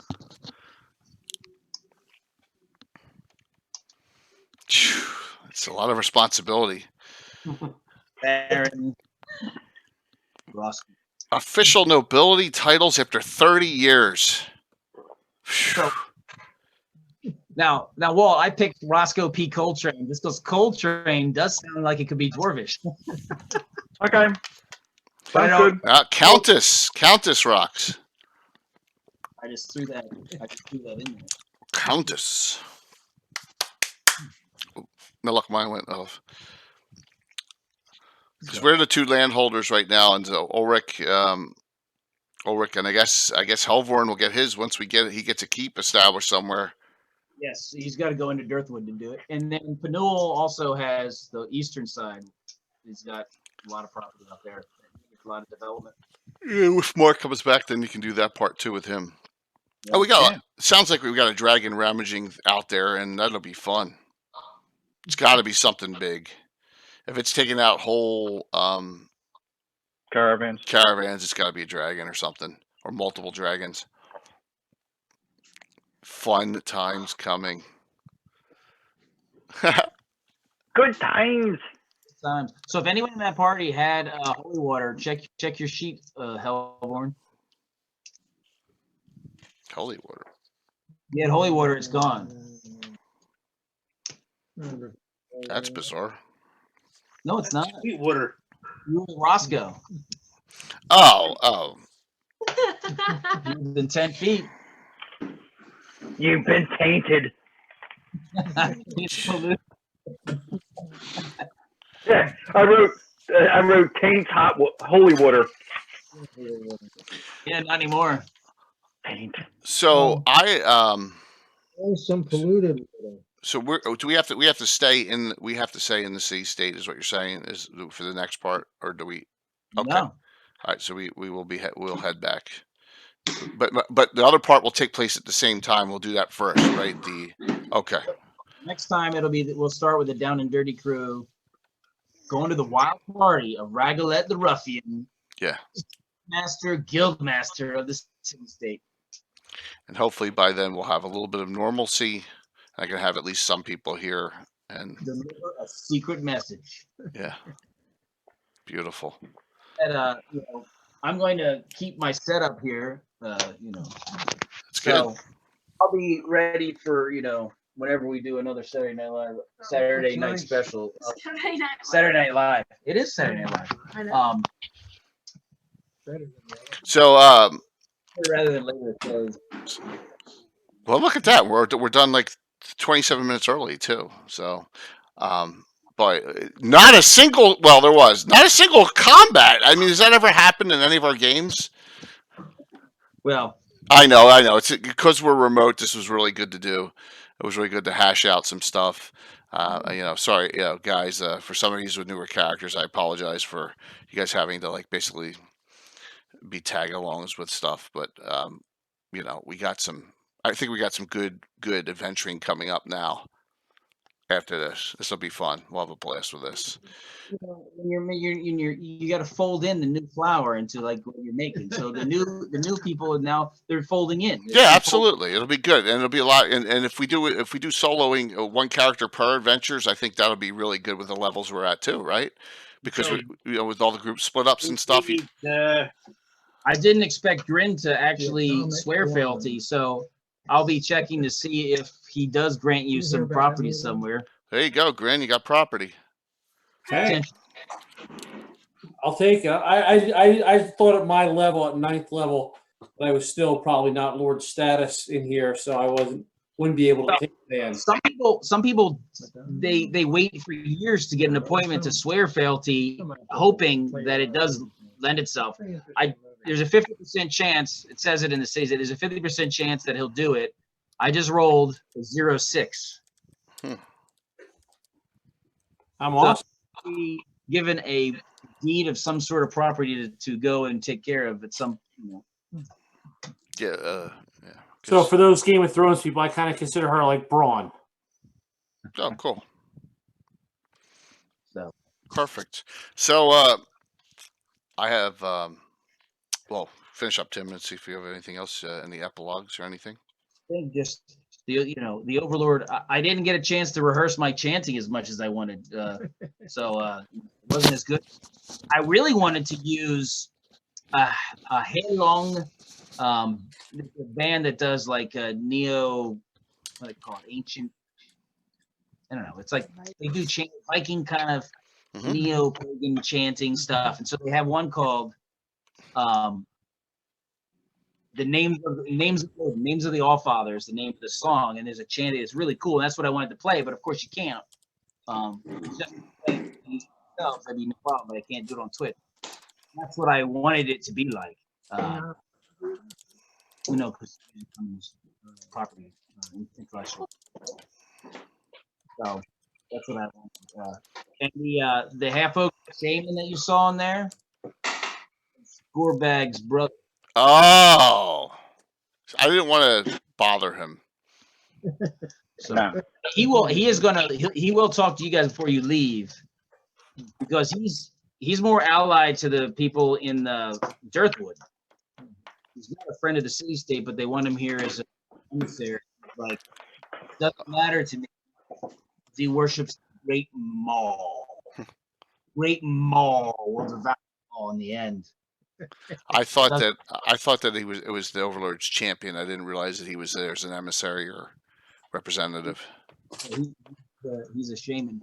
Okay, shaman. Ah, worships the great Maul.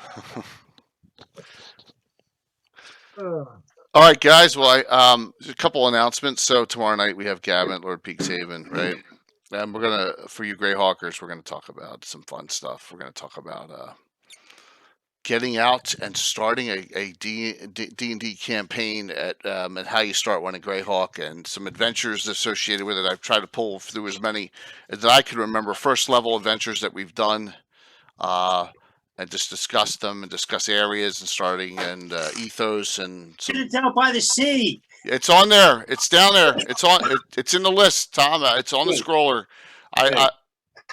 I've attempted to do that. Get some stuff together. I'll have Jason Zavoda and Mike. If you're still on, Greyhawk, Mike's going to come on, and Anna will probably be on as well, and we'll discuss that. And then I know what we're doing next week.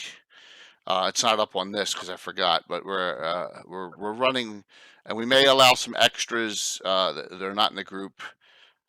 Yeah, well, I think it'll be good. It'll be a good topic for everyone. I think it'll be good to get some because there's a lot of new. We have a lot of new people to Greyhawk now who have come back, and I just want to give them some ideas, and we'll have some different perspectives on it. And then next Wednesday we have the Sultanate of Zaif Triad members coming. We have 3 now. We have a 3rd Triad member coming from the Sultanate of Zaif to talk about living Greyhawk on Wednesday night. That'll be cool. And then next week's venture will be with the Huntsman in Altamira. Nice. Okay, and the title of the adventure, it'll be a complete homebrew, will be On the Trail. Time to hit the trail. So you want to save the points for here, or you want to flow them into the next one? This is what I want to do, because we got a bunch of cheers tonight. The cheers tonight, I'll take for next week. All right, so that is 4 more specials for next week, for our Thursday. You keep the 7 for when there's actual adventuring and stuff. Note them down, 7 specials from the previous. So I'll use the 4 for cheers we got tonight. How's that sound for Thursday? Okay, yeah. We want to keep them in use, because we don't know. It may be 2 months before we're back together in the city state. So, and it'll be. It sounds like more action will be coming next time. So, anyone have any questions or anything they want to say tonight? And I just have a great night, guys. No, thank you, Tim. Yeah, that was enthralling. Yeah, thanks. Thanks, Tim. Definitely enthralling. So, anyone else online want to chime up? We're a little early tonight, which is rare for us. So, all of us old men can actually get a good night's sleep. You know what my dad said? What? My dad said, first time in 30 years we've been early. Yeah, normally pretty much. John's like, it's 2:00 in the morning. We're still playing. Yeah, so that's cool. Sleep, what's that? Yeah. So I'll probably hop on Discord after this, guys, after I do my maintenance stuff on the stream. And yeah, well, this is what I'm going to do. I will immediately put this out to YouTube, and it'll update, so you'll have all that, and the vid will be available right on Twitch. So you'll have those right there. But if I get Tim to do those chants somewhere. You know what you should do? You should record those chants, and then we'll use that as your music for City State. I started actually using I think Audacity. I was starting to do that, but I couldn't eliminate the background noise. I don't have the high quality mic you need to actually make it sound decent. So I know, but everyone will get it. So yeah, it'll be something different. So. All right, so I got any other shout outs there? I think I've gotten to everyone. Yeah, it was definitely an interesting, once again, remote play is, you got to change things up. That we just couldn't, it wouldn't, me being down in the basement while Tim's DMing and no one else is here. I think with me DMing, I'm running the stuff, but when Tim's DMing and me running the miniatures, it just doesn't work, so it's just too much back and forth. So that's why we went this route. Is more of a throwback to paper and pencil. Yeah, tonight was a theater of the mind all the way. Carlos would be proud of you, Tim. Absolutely. So, and I had a blast, and hope everyone else did. And we got some long-term campaign arcs set, which is great. Yep, definitely. And that's the most important thing. Everyone's going to be involved. We got more Thieves Guild members. We got a lot going on. That's the great thing about a campaign. We'll discuss this too about Greyhawk. Get the campaign going, and just even if that one arc you don't do for 5 years, it's there now, and you get them all going in all different directions. It's perfect. So let me hit this. See you tomorrow night. Thank you. So much. Thanks, Jay. Thanks, guys. Good night, everybody. Thanks, Rox. Thank you. I was expecting to actually have some combat to do the new combat thing, but you guys were so subtle and smooth and slick on the freeing of the guys in the wagon. No one fired a shot. It was like, oh, that's pretty good. I haven't fired a shot in anger in some time. What fun is that? That's what illusionists do. Yeah, that was good. And then, I mean, it was a good one because it was funny. The two lawful good people really facilitated. Got on a drink. They're all busy drinking. And soft beat the head and like opened it up. And the people protecting the last two that were hiding with you. So that was all good. Team work. Absolutely. What did I miss?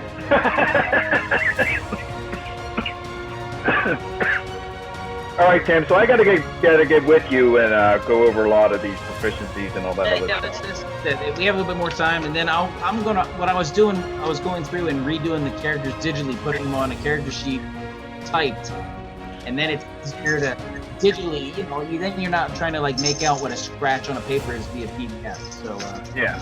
So good thing was Tim sent me mine, and then what I did was I can't see them. I card stocked them. And like I said, I'm trying to pull together pictures. I'm trying to pull together pictures for everyone that's involved. I got some out.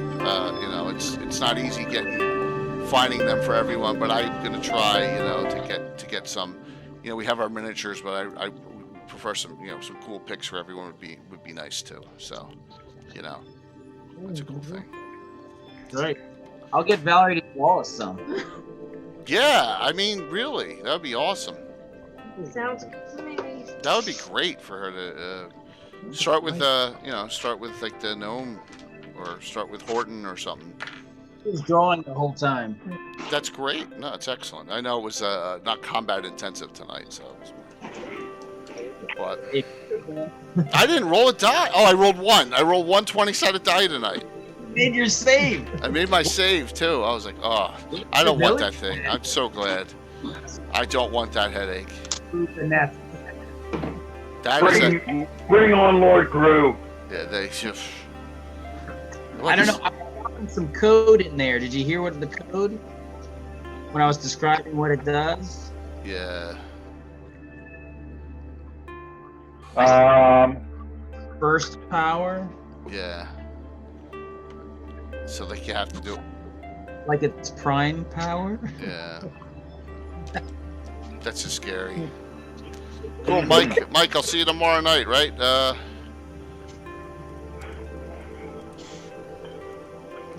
But now Moscow could help Kixano out by making him young again. Kixano's not that. He's half elf. He's not that old. He's old as crap. What's he? 110? 500 something. He's been aged a lot, right? Yeah, he's been aged a lot unnaturally. Excuse me. Oh my God, plus 36. Yeah, Ulrich was aged 268 years. Yeah. I forget what did that. I don't. Oh, you know what? I think it was a witch. It was a witch spell. Those witches. A couple times, maybe. There's one that ages you 10 to 100 years. Oof. A high secret order witch. Yeah, we had a permanent. Tim had a permanent death. Galahad died that way. He lost 100 years. Remember? I didn't remember how he died. Oh yeah, he got a high secret order witch. But I do remember that He has a beautiful sarcophagus and a burial monument. In a monument. All right. One of them is I killed my own character. Adventure, there are many unpleasant ways to die. Yes, you did. You deduced the correct answer and pressed the wrong button. I used the correct question, but then misinterpreted the right way to do it. One always lies, one always tells the truth. So you ask either what would the other guy answer to, and whichever one he points to, it's the opposite. Always. Correct. Because the lying guy always tells you the wrong one, and the truth guy always tells you the wrong one because he's telling you what the lying guy would. Yeah, it's pretty. That's a classic riddle, man. Yep. Yeah. I blew it on a spur of a moment. I said, "Oh, I pressed this one," and before I really thought it through, killed the That was a long character. time. That was like 1983. I think it was fencing.